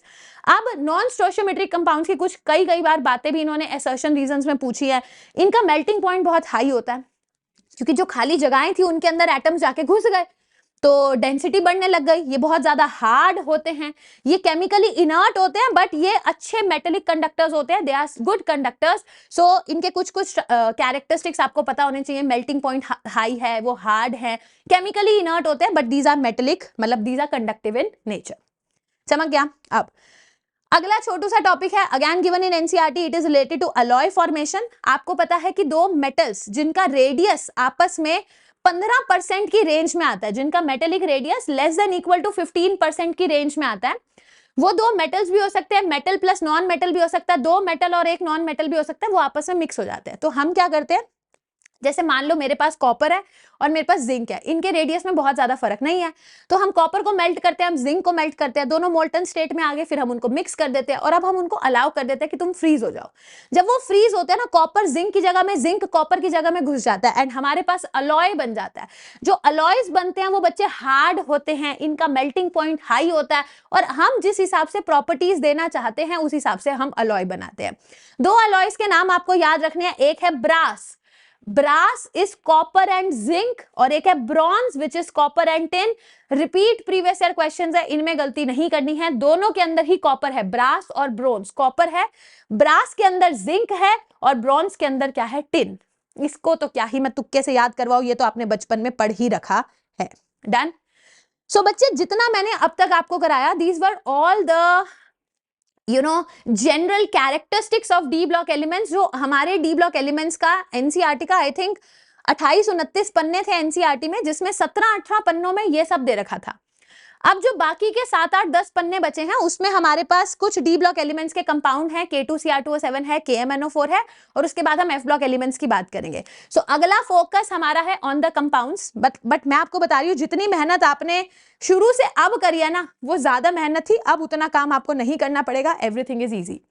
चलिए बच्चे, हमारा टॉपिक है K2Cr2O7, जिसका नाम है पोटेशियम डाइक्रोमेट। आपको पता होना चाहिए कि इसकी प्रिपरेशन कैसे करनी है, बिकॉज इस प्रिपरेशन के बेसिस पे आपके पेपर्स में बहुत बार सवाल पूछे जाते हैं। अगर मैं बोर्ड एग्जाम्स की बात करूं तो डायरेक्ट आपको बोलते हैं कि K2Cr2O7 की प्रिपरेशन का मेथड लिखकर बताओ, पूरी थ्योरी बतानी होती है।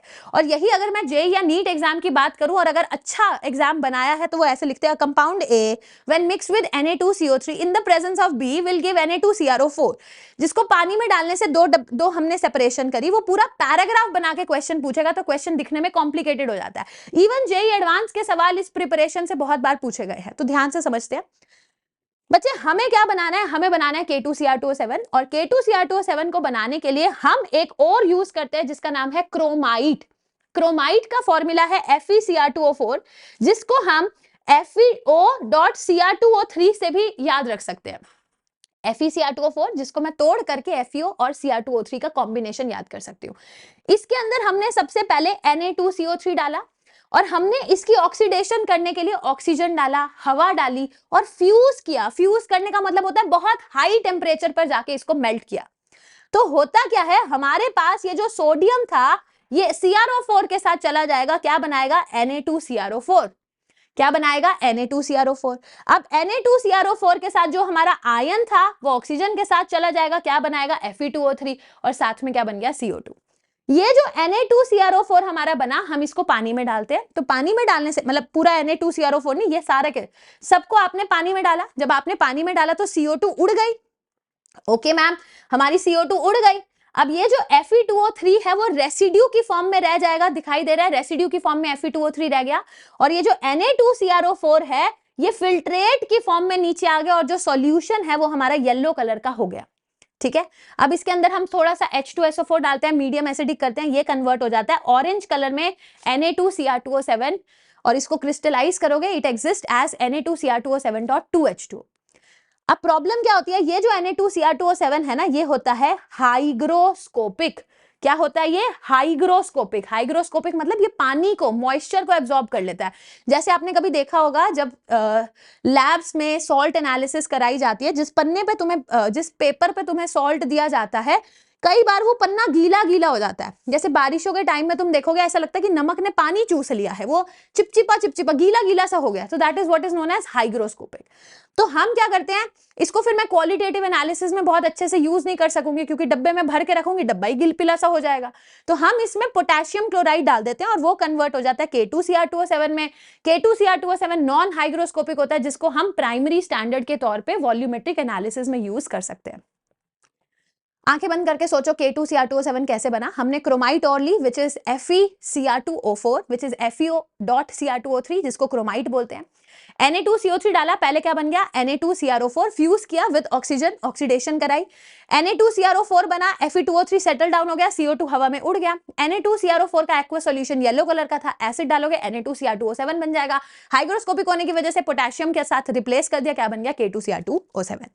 ये था हमारा पोटेशियम डाइक्रोमाइट। अब डाइक्रोमेट, ठीक है। अब ये जो पोटेशियम डाइक्रोमेट है इसके 2-3 छोटे-छोटे कॉन्सेप्ट्स हैं, ध्यान से देखिए बच्चे। ये जो पोटेशियम डाइक्रोमेट है, मैंने आपको क्या बोला कि ये जो पोटेशियम डाइक्रोमेट है इसमें क्रोमियम की ऑक्सीडेशन स्टेट कितनी है +6। +6 का मतलब वो एक अच्छा ऑक्सीडाइजिंग एजेंट है, अभी हमने सीखा था।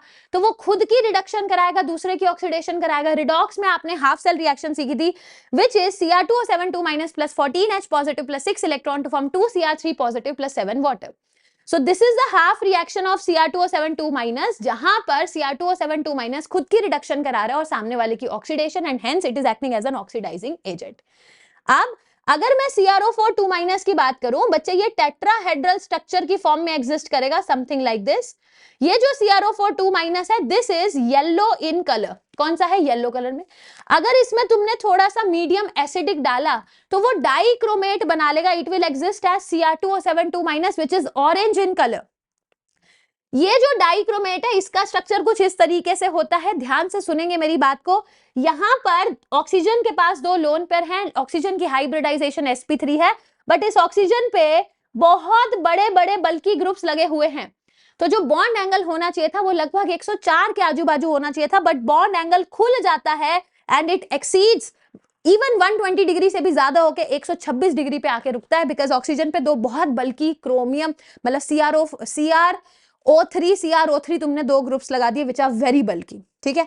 अब देखो कैसे क्वेश्चंस आते हैं पेपर में। पेपर में क्वेश्चन ये आएगा सबसे पहले कि CrO4 2- में एसिडिक मीडियम डालेंगे तो वो Cr2O7 2- में कन्वर्ट हो जाएगा, yellow colour will change to orange colour, और ऑरेंज कलर के सॉल्यूशन में बेस डाल दो, it will get converted to CrO4 2-। There is always an equilibrium, acidic basic conditions पे आगे पीछे ये इक्विलिब्रियम जा सकता है।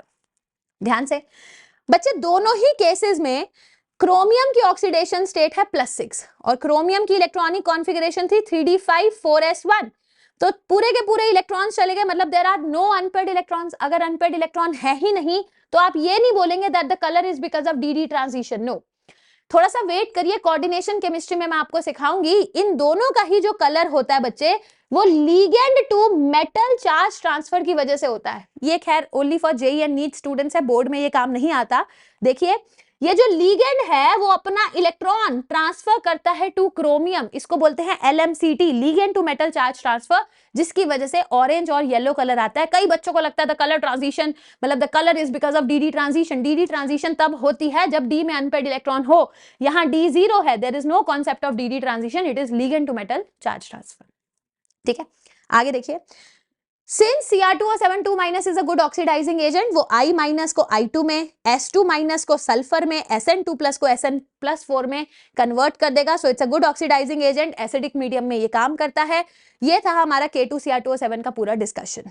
अब अगला जो पार्ट है बच्चे, which is KMNO4, potassium permanganate. KMNO4 का भी प्रिपरेशन से रिलेटेड सवाल आपके पेपर में बहुत बार आता है बच्चे। हम KMNO4 को बनाते हैं with respect to an ore जिसका नाम है पायरोल्यूसाइट ओर MnO2।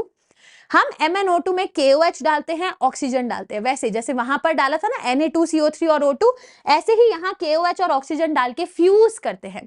पहले ये कन्वर्ट हो जाता है हरे रंग के K2MnO4 में। ये जो हरे रंग का K2MnO4 बना, इसको एसिडिक मीडियम में डालोगे तो ये क्या करेगा, ये टूट जाएगा, ये बनाएगा permanganate which is MnO4- and साथ में क्या बनाएगा, MnO2। ध्यान से देखिएगा, यहां पर देखना, मतलब X-8 इज -2, मैंगनीज की ऑक्सीडेशन स्टेट है +6, यहां मैंगनीज की ऑक्सीडेशन स्टेट है +7, यहां मैंगनीज की ऑक्सीडेशन स्टेट है +4, यानी कि यहां पर भी मैंगनीज +6 वाला अपने से नीचे गया और अपने से ऊपर चला गया। इंडिविजुअली भी सारी की सारी रिएक्शंस आपके पेपर के लिए बहुत इंपॉर्टेंट है। एनसीईआरटी में ही एक लाइन लिखी हुई है कि कमर्शियली अगर मुझे KMNO4 को बनाना है तो हम क्या करते हैं, हम यही पायरोलुसाइट ओर लेते हैं, इसकी KOH के साथ रिएक्शन करते हैं, ऑक्सीजन डालते हैं या फिर आप हवा डाल दो, एयर डाल दो, कोई भी ऑक्सीडाइजिंग एजेंट डाल दो, पोटेशियम नाइट्रेट, और इसको फ्यूज करते हैं मतलब बड़ी हाई टेम्परेचर पे इसको गर्म करते हैं, ये कन्वर्ट हो जाएगा MnO4 2- में।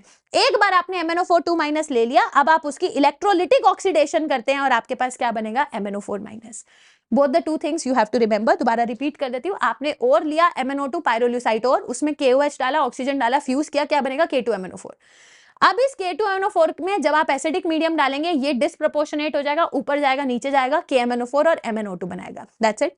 कमर्शियली अगर बनाना हो तो वही हम करते हैं, MnO2 में KOH डालते हैं, ऑक्सीजन डालते हैं, KNO3 डालते हैं, ऑक्सीडाइजिंग एजेंट डाल के फ्यूज कर दो, MnO4 2- बनेगा, जिसकी ऑक्सीडेटिव इलेक्ट्रोलिटिक ऑक्सीडेशन करेंगे और क्या बन जाएगा, KMnO4।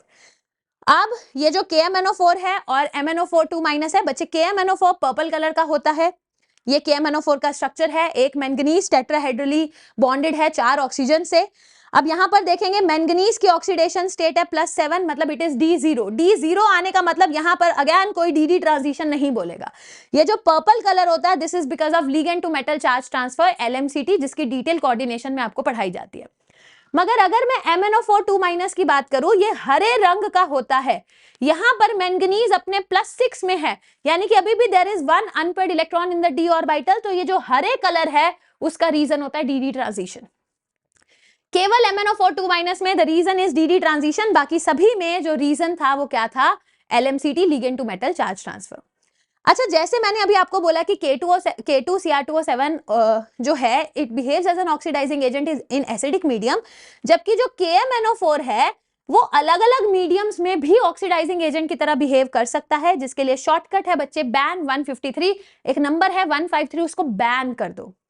मतलब बेसिक मीडियम में n फैक्टर 1 होता है, एसिडिक में n फैक्टर 5 होता है और न्यूट्रल मीडियम में n फैक्टर 3 होता है। मतलब मैम ये देखो, मतलब ये कि अगर मान लो मैंगनीज MnO4- में +7 में है और अगर उसको आप +2 में ले आए तो कितना चेंज आया, 7 में से 2 गया, 5 का चेंज आया, तो n फैक्टर 5 है, यानी कि ये मीडियम क्या है, एसिडिक। देखो x - 8 इज -2, मतलब आप +7 से +6 में लेकर जा रहे हो। जब आप +7 से +6 में लेकर जा रहे हो, आप बेसिक मीडियम में काम करा रहे हो, मतलब स्ट्रॉन्ग एल्केलाइन मीडियम में अगर KMnO4 की रिएक्शन कराओगे वो कहां जाएगा, MnO4 2- में। और अगर माइल्ड बेसिक या फिर न्यूट्रल मीडियम की अगर आपने बात करी है तो वो किस में जाएगा, MnO2 में। हाफ रिएक्शंस आपको आनी चाहिए, और हाफ रिएक्शन एसिडिक मीडियम वाली सभी बच्चों को याद होती है, हमने कर रखी है, कहीं लिखी भी होगी, मैंने ये रहा। So I have written it कि MnO4- + 8H positive + 5 electrons to form Mn2 + 4 water. Ma'am ये कैसे रटवाओगे, रिडॉक्स रिएक्शन का वेट करो, वहां पर ये रटवा दूंगी, ठीक है। आगे देखिए, अभी आपने ये देखा कि K2MnO4 में कहां गया, ये रहा। अभी आपने ये देखा कि MnO4 2- में एसिडिक मीडियम डालेंगे, MnO4- और MnO2 बनता है। एक नई चीज देखिए, जब आप KMnO4 को गर्म करते हैं, हमने क्या किया, KMnO4 लिया, इसको गर्म कर दिया। अगेन जब इसको गर्म करोगे ये जाएगा K2MnO4 में और MnO2 में और ऑक्सीजन निकलेगी। देखो कुछ नहीं है, सिंपल सी बात है। पहले मैंने क्या किया था, K2MnO4 में एसिडिक मीडियम डाला तो वो इधर और इधर गया था। ये इनका जो ट्रायो है वो सेम रहेगा। जब तुमने K2MnO4 में एसिडिक मीडियम डाला वो KMnO4 में गया और MnO2 में गया, ठीक है। अब मैं KMnO4 को गर्म कर रही हूं तो वो K2MnO4 और MnO2 में जाएगा, साथ में निकलेगी ऑक्सीजन। अनदर इंपॉर्टेंट थिंग जो पेपर में पूछी जाती है, ये भी ठीक है बच्चे। अगर KMnO4 has to behave as an oxidizing agent, वो ऑक्सलेट को CO2 में कन्वर्ट करेगा, रिडॉक्स है, नाइट्रेट को नाइट्राइट को नाइट्रेट में करेगा, I- को आयोडीन में करेगा अगर मीडियम एसिडिक है, और S2- को सल्फर में करेगा अगर मीडियम एसिडिक है। हाउएवर अगर मीडियम बेसिक होगा तो I- will go to IO3-। Again previous year question for so many exam. Acidic medium में I- I2 में जाएगा, बट बेसिक मीडियम में I- IO3- में चला जाएगा, क्योंकि बेसिक मीडियम में I2 फर्दर IO3- बना लेगा। और ये जो थायोसल्फेट है वो किस में चला जाएगा, बेसिक मीडियम में सल्फेट में। सो ये कुछ कॉमन रिएक्शंस हैं KMnO4 की, ये आई एम श्योर सभी बच्चों को अच्छे से क्लियर हो गई हैं। अब हमने इतना कंप्लीट कर लिया and we are left with very small thing, and ये जो स्मॉल थिंग है बच्चे वो है F ब्लॉक एलिमेंट्स। मैंने आपको कहा था ना कि पूरे सेशन में आपका मन करेगा काश मैं गिव अप कर दूं, काश मैं ना करूं, इतनी सारी चीजें मैम, आप बहुत गंदे हो, क्यों इतनी मेहनत करवा रहे हो, क्योंकि तुम्हारे नंबर आने जरूरी हैं। मेरे मेहनत करने से शायद किसी एक आधे का रिजल्ट आ जाए, बट तुम्हारे मेहनत करने से तुम्हारा रिजल्ट आएगा, ये श्योर है। तो ये देखो, ये chapter D and F block elements है ही ऐसा कि मैंने आपको पहले भी बोला, it's never love at first sight की देखा और प्यार हो गया, जैसे केमिकल बॉन्डिंग से हो जाता है कि ठीक है मैम यार इंटरेस्टिंग टॉपिक है, सभी करते हैं। ये वो टॉपिक्स हैं जिसमें मेहनत लगती है, सभी बच्चे ये टॉपिक्स नहीं करते हैं, बट अगर आप भी नहीं कर रहे हो तो याद रखो आपका सिलेक्शन नहीं होगा। यहाँ से D and F block element से बहुत सारे सवाल हैं, तो जहां इतना खींचा है थोड़ी देर और खींचो, बट एफ ब्लॉक एलिमेंट्स खत्म करो, बिकॉज यहाँ से सवाल बनता है। और जितना मैं आपको पढ़ा रही हूं अगर उतना आपने अच्छे से कर लिया बच्चे, आपको अच्छा फील होगा, दैट इज फॉर श्योर। ठीक है, चलिए एफ ब्लॉक एलिमेंट्स की बात करते हैं। लेंथेनम का एटॉमिक नंबर क्या है 57, और लेंथेनॉइड्स का एटॉमिक नंबर क्या है 58 से लेके 71। ये जो 14 एलिमेंट्स होते हैं इनको लेंथेनॉइड्स बोलते हैं। जितने भी लेंथेनॉइड्स होते हैं उनको हम एलन नाम से पढ़ लेते हैं, ठीक है भाई, लेंथेनम इज एले, बट इन सारे, क्योंकि सारे लेंथेनॉइड्स का जो लीडर है वो लेंथेनम है, तो उन सभी को हमने लेंथेनॉइड्स बुलाना शुरू कर दिया। मैंने आपको 3D 4D 5D में 6D में जो भी एक्सेप्शंस थे सिखा दिए। अब हम एक्सेप्शंस की बात करेंगे 4F सीरीज में। यहाँ पर बच्चे हमारे 3 एक्सेप्शन हैं, जिसमें से हमारा पहला एक्सेप्शन है लासीगढ़।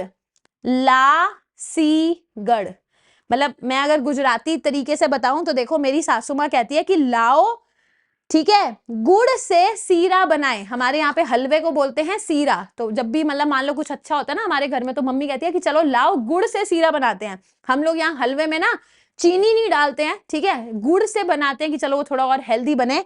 तो या तो तुम लासीगढ़ याद रख लो, या फिर लाओ गुड़ से सीरा बनाए।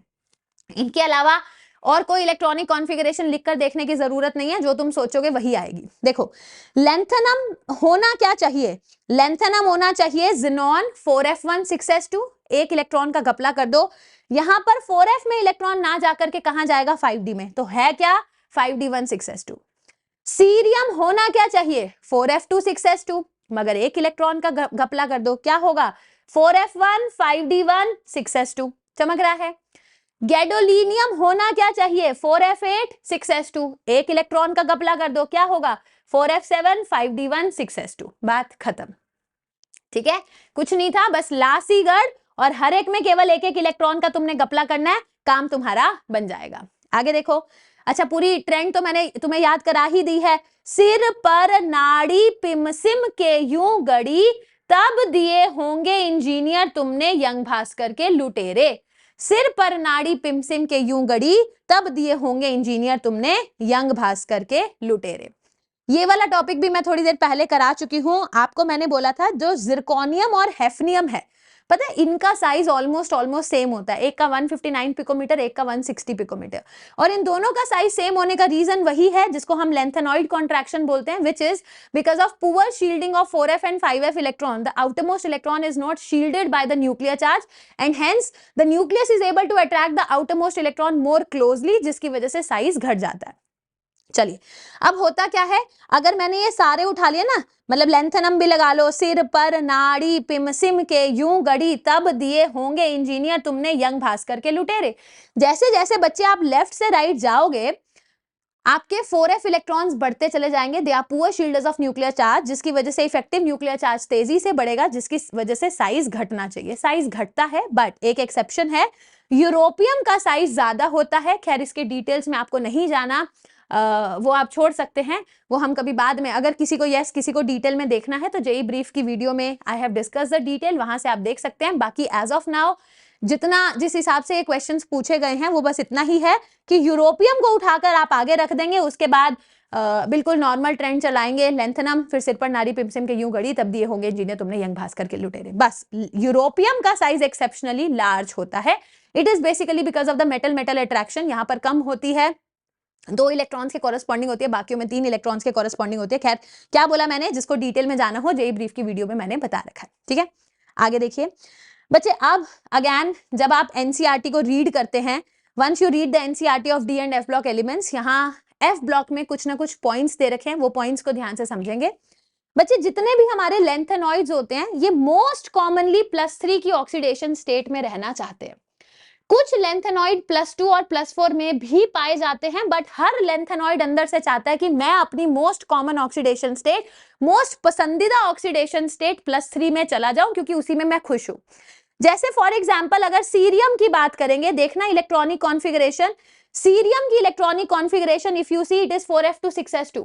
अगर सीरियम के चारों इलेक्ट्रॉन को निकाल दिया, do you think it will become a noble gas? तो सीरियम +4 एग्जिस्ट करना चाहिए, it exist, but cerium +4 exist करने के बावजूद it is a strong oxidant, मतलब ये दूसरे का ऑक्सीडेशन कर देगा, खुद की रिडक्शन कर देगा। आप देखो सीरियम +4 से सीरियम +3 के बनने की वैल्यू है 1.74, it has a positive reduction potential की वैल्यू, और पॉजिटिव रिडक्शन पोटेंशियल की वैल्यू होने का मतलब सीरियम चाहता है कि मैं अपने +3 में चला जाऊं।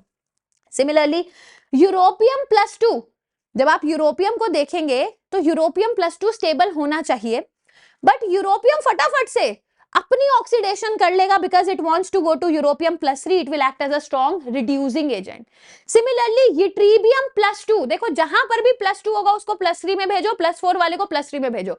यूट्रीबियम +2 +3 में जाना चाहेगा, खुद की ऑक्सीडेशन करना चाहेगा, विल बिहेव एज दूसरे की रिडक्शन करेगा, will behave as a reductant. आगे देखो Tb+4, Tb इज इन +4, वो 3 में आना चाहता है, खुद की रिडक्शन कराना चाहता है, it will behave as oxidant. चमक गया? अच्छे क्वेश्चन है, यहां से आराम से बनते हैं, तो छोटी छोटी चीजों पे नजर डालें। आगे देखें, कुछ कुछ पॉइंट्स लिख रखे हैं। कह रहा है सेमेरियम जो होता है वो बहुत हार्ड होता है, सेमेरियम इज स्टील हार्ड, ठीक है, सेमेरियम जो होता है वो स्टील हार्ड होता है। ये एक छोटा सा पॉइंट था, गिवन था, तो ये मैंने आपको बता दिया। वैसे जितने भी हमारे लेंथेनॉइड्स होते हैं वो सिल्वरी व्हाइट मेटल्स होते हैं जो इलेक्ट्रिसिटी और हीट के गुड कंडक्टर्स होते हैं, हार्ड भी होते हैं, जिनमें से सबसे ज्यादा हार्ड है samarium, this is a lanthanoid which is hardest, ठीक है। अब आगे देखिए लेंथेनॉइड के यूजेस कहां कहां पर होते हैं बच्चे। लेंथेनॉइड्स जो हैं वो जनरली मिश मेटल बनाने के काम आते हैं। मिश मेटल बनाने के लिए जैसे बुलेट हो गया, शेल्स वगैरह बनाने के लिए मिश मेटल्स को यूज करते हैं।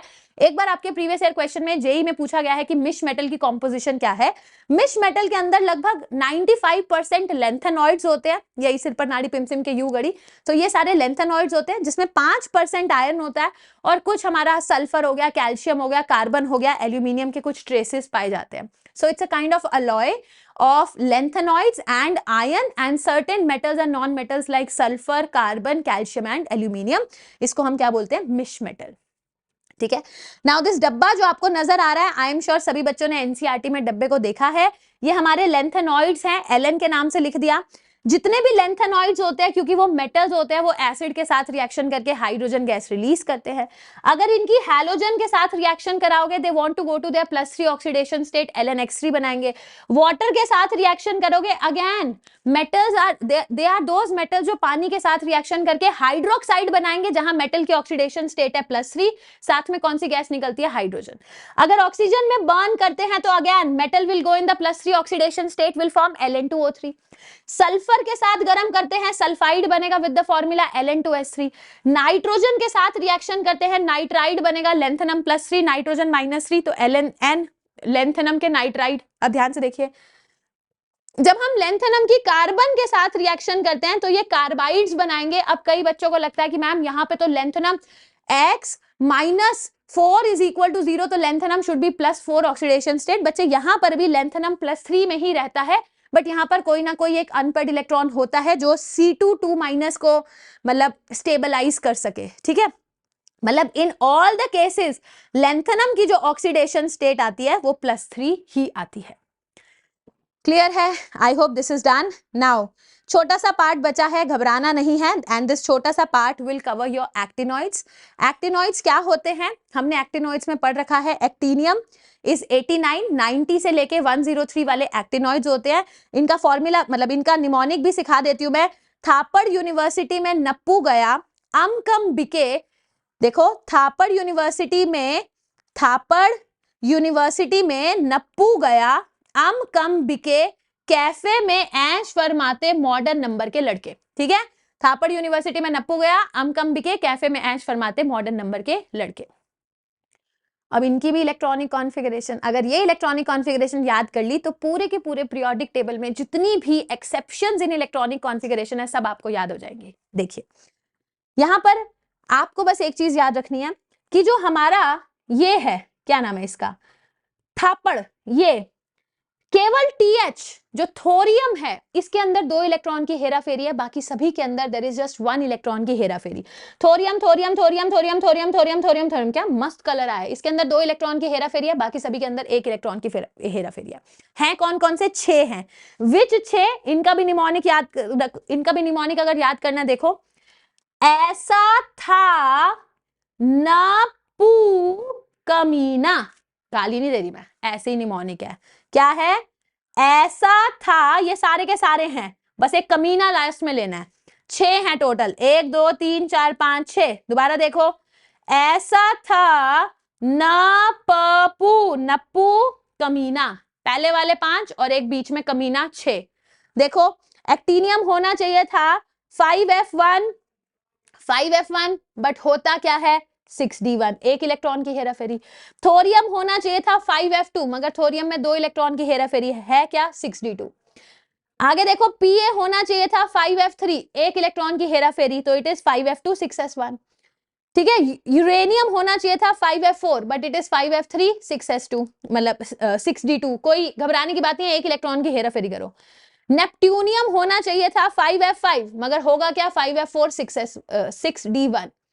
ये कमीना होना चाहिए था 5f8 बट होता क्या है 5f7 61। यानी कि हर एक में 1 इलेक्ट्रॉन की हेराफेरी करनी है, सिर्फ थोरियम ऐसा है जिसमें 2 इलेक्ट्रॉन की हेराफेरी आपको करनी है। नाउ लास्ट 2 डब्बास which we are left with, ध्यान से करिए। जिस तरीके से मैंने आपको बताया लैंथेनॉइड्स +3 शो करते हैं, सेम उसी तरीके से जनरली हमारे सारे के सारे एक्टिनॉइड्स भी +3 ऑक्सीडेशन स्टेट शो करते हैं। +3 +3 +3 +3 +3 +3 +3 +3 +3 +3 +3 +3 +3। केवल एक थोरियम है जो अपने +4 ऑक्सीडेशन स्टेट में एग्जिस्ट करने की कोशिश करेगा। और क्यों करने की कोशिश करेगा? क्योंकि इसके अंदर ये देखो, ये होना क्या चाहिए था, इट इज 5f2, होता क्या है 6d2, होता क्या है 6d2 7s2। तो ये जब 4 के 4 इलेक्ट्रॉन्स हटा देगा, it will come in stable noble gas configuration, इसीलिए थोरियम +4 में एग्जिस्ट करेगा, बाकी की सभी के सभी +3 में एग्जिस्ट करना चाहते हैं। बट 2 सवाल जो आपके प्रीवियस ईयर क्वेश्चंस में आए हैं, देखिए अभी होता क्या है, जैसे जैसे आपके नंबर ऑफ अनपेड इलेक्ट्रॉन्स बढ़ते जाते हैं वहां पर वेरिएबल ऑक्सीडेशन स्टेट की कहानी बढ़ती जाती है। खैर हम एक्टिनॉइड्स में एकदम फिक्स तरीके से नहीं बोल सकते बिकॉज n-2d उसके बाद n-2f n-1d और ns में जो एनर्जी गैप है वो बहुत कम होता है। तो देर आर सर्टेन फैक्टर्स और बहुत ही क्लोजली लिंक्ड होते हैं इनकी आयनाइजेशन एनर्जी का ऑर्डर। तभी आप देखेंगे जिस तरीके से मैंने 3d के कराए हैं, 45d 6d के नहीं करे, 4f 5f के हमने नहीं करे because these are beyond the scope of discussion of NCERT. तो उतने ही लेवल पे हमने करना है जितना हमें गिवन है। बट आप ये ध्यान रख सकते हैं, नप्पू देख रहे हो, नप्पू नपपू नप्पू, ये दोनों maximum possible oxidation state show करते हैं 3 4 5 6 7। अब से इनसे इधर इधर कर दो 3 4 5 6 3 4 5 6, फिर 3 4 5 या 3 4 3 4 बाकी 3 3 3। यहां से जो सवाल पूछा जा सकता है, कौन से ऐसे एक्टिनॉइड्स हैं जो maximum possible oxidation state show करते हैं? आंसर इज नपपू, नप्पू। चमक गया? आगे देखिए, लास्ट पेज ऑफ एनसीईआरटी। कुछ कंपाउंड्स हैं, how they act as catalyst, क्या क्या कैटलिस्ट के नाम हैं। जैसे टाइटेनियम ऑक्साइड बहुत ज्यादा पिगमेंट्स इंडस्ट्री में यूज होता है। MnO2 आपने पढ़ा था ड्राई सेल्स में एज अ कंपोनेंट यूज होता है। जो सिल्वर यूके कॉइन्स होते हैं उनके अंदर सिल्वर नहीं होता, वो कॉपर और निकल का अलॉय होते हैं। अभी मैंने बताया कि कॉन्टैक्स प्रोसेस में V2O5 यूज होता है। सिमिलरली पॉलीमराइजेशन चैप्टर में हम पढ़ते हैं, रबर जब आप बनाते हो तो आप जिगलर नाटा कैटलिस्ट का यूज करते हो which is try alkyl aluminium and titanium chloride TiCl4 और try ethyl aluminium tri methyl aluminium का कॉम्प्लेक्स यूज करते हैं। वॉकर्स प्रोसेस एक होता है जहां मैं इथाइन से एसिटल्डिहाइड CH3CHO ये बनाने की कोशिश करते हैं और यहाँ पर पैलेडियम का कैटलिस्ट PDCl2 हम यूज करते हैं। AgBr को लाइट सेंसिटिव मटेरियल फोटोग्राफी वगैरह में यूज किया जाता है। तो ये कुछ कुछ यूजेस दे रखे थे in the chapter D and F block elements and that's it.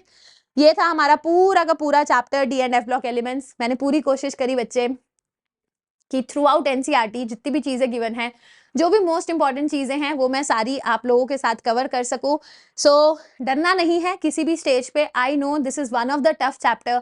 कभी कहोगे इन फ्यूचर अगर टाइम मिलता है मैं ये चैप्टर को एनसीईआरटी से line by line go through करके भी पढ़ा दूंगी, मुझे कोई इशू नहीं है। बट जिन बच्चों ने पढ़ रखा है या जो बच्चे अभी स्टार्ट करना चाहते हैं, पढ़ना चाहते हैं, बट उनको पता नहीं है कि इस चैप्टर में से कितना इंपॉर्टेंट है, क्या करना है, I think this is the right place. जितना मैंने आपको सिखाया आपको उतना बहुत शिद्दत से कंप्लीट करना है। देखो, बिना मेहनत करे फल की इच्छा मत किया करो। जब मैंने ये पूरा बनाया है तो डेफिनेटली मेरी भी मेहनत लगी है, तो जब आपको एज अ स्टूडेंट ये सारी चीजें याद करनी है, समझनी है, तो बहुत मेहनत लगेगी। तो कोई भी ऐसा बच्चा है जिसको लग रहा है कि दिस इज टू मच, आप इसको टुकड़े में डिवाइड करें। हर रोज का टारगेट ले लो कि मेरे को 5 डब्बे करने हैं, भले 5 दिन में सेशन देखो, मुझे कोई दिक्कत नहीं है, बट जिस दिन कंप्लीट हो जाता है आके टिक मार्क करके जाओ, यस वी हैव डन। वो ठप्पा लग जाना चाहिए कि तुमने मेहनत करी है, तुम्हें याद रहेगा। तुम विश्वास तो रखो टीचर पे, तुम करते तो जाओ, अपने आप चीजें याद होंगी। इट्स नॉट जस्ट कि केमिस्ट्री मुश्किल है, मुश्किल है, मुश्किल है, रट्टा है, रट्टा। इट्स नॉट रट्टा, हर चीज हमने समझ के करी है। बट हाँ, यहाँ निमोनिक्स यूज करने पड़ते हैं, ट्रेंड्स बनाने पड़ते हैं, बिकॉज इस तरीके के क्वेश्चंस हमारे पेपर में आते हैं। ठीक है, चलिए। So I think that is it from my side for this particular session. I hope आज का सेशन सभी बच्चों को बहुत अच्छा लगा होगा, आपको काफी कुछ इस सेशन से सीखने को मिला होगा। बाकी अगर अभी भी किसी बच्चे का कोई भी और डाउट है, do let me know in the comment section, and मुझे जरूर से बताना कि ये सीरीज आपकी कितनी हेल्प कर रही है। आप जेई एस्पिरेंट हो या नीट एस्पिरेंट हो या बोर्ड्स के लिए देख रहे हो, मुझे लिख कर जरूर जाना कि आई एम दिस एस्पिरेंट, ये साल है मेरा और मैं इस साल टारगेट कर रहा हूँ और मैंने ये सेशन कंप्लीट कर लिया है। ठीक है, इतना काम मैम का जरूर किया करो, मुझे बड़ा अच्छा लगता है।